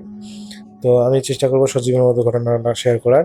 আর ঘটনাটা ঘটেছিল সজীবের দাদার সাথে, একটা ঘটনা ঘটেছিল, সেটা আমাকে শেয়ার করেছেন।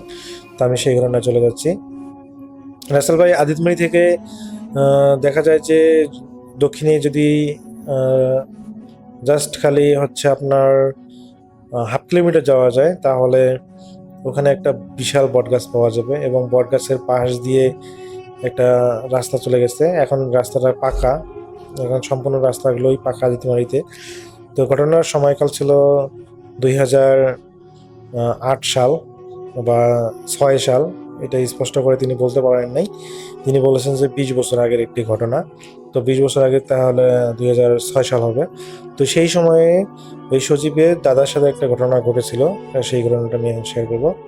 তো ওই আদিতমারি থেকে আমি তো বললামই যে হাফ কিলোমিটার গেলে একটা বটগাছ আছে, এবং সেই বটগাছ দিয়ে পাশ দিয়ে গেলে রাসেল ভাই প্রায় 1 কিলোমিটার গেলে একটা হচ্ছে মন্দির পাওয়া যায়, এবং সেই মন্দিরের পাশে শ্মশানও আছে। এবং সেখান থেকে, সেই শ্মশান থেকে যদি আবার দেখা যায় যে আরও 1 কিলোমিটার যাওয়া হয় আরও দক্ষিণের দিকে, তো যেতে যেতে সেখানে আরো 2টা বড় বড় বট গাছ পাওয়া যায়। তো রাসেল ভাই, আমি ওই জায়গাটা গিয়েছিলাম, আমি দেখেছি যে এখনো আসলে ওই বট গাছগুলোর নিচে যদি কেউ একা যায়, একটু হলেও তার মনে কিন্তু ভয় কাজ করবে। তো ঘটনাটা যেহেতু আজ থেকে 20 বছর আগে, তো সেই সময় চিন্তা করেন যে ওই বট গাছের নিচে যদি কেউ চলে যায় বা হেঁটে যায়, মানে তার ফিলিংসটা কেমন হবে? অবশ্যই তারও হলো ভয় লাগবে। তো এই একদিন ওই সজীবের দাদা, তার হলো দোকান ছিল, আদিতমিতে হচ্ছে দোকান আছে, তো দোকানের কাজ শেষ করে তিনি তার কাছে হাতে থাকা একটা সাইকেল, তার কাছে একটা সাইকেল এবং তার সাথে একটা টর্চ লাইট ছিল, ওই ব্যাটারি চালিত টর্চ লাইট। তো তিনি যখন ওই টর্চ লাইট এবং সাইকেল নিয়ে তিনি বাসার উদ্দেশ্যে যাচ্ছেন, সেদিন আসলে তার একটু দেরিই হয়েছিল এবং তিনি লক্ষ্য করেন যে রাস্তাগুলো যেন একদম শুনশান, কোনো মানুষজন নেই। আসলে ভাই, রাত 12টা বা 11টা মানে কিন্তু গ্রামের রাতে কিন্তু, মানে সেই সময়ে, এখন যদিও আদিতমিতে 11টা 12টা কোনো ব্যাপার নয়, এখন এটা বলা যায় একটু শহরের ছোঁয়া পেয়েছে, কিন্তু আজ থেকে 20 বছর আগে এটা তো কোনো শহরের ছোঁয়া ছিল না, একদম একটা পল্লী গ্রাম ছিল। তো সেই সময়কার কিন্তু দেখা যায় যে মানুষ 10টার মধ্যেই একদম ঘুমিয়ে পড়তো এবং রাত 11টা মানেই হচ্ছে রাস্তা একদম ফাঁকা, কোনো মানুষজন ছিল না।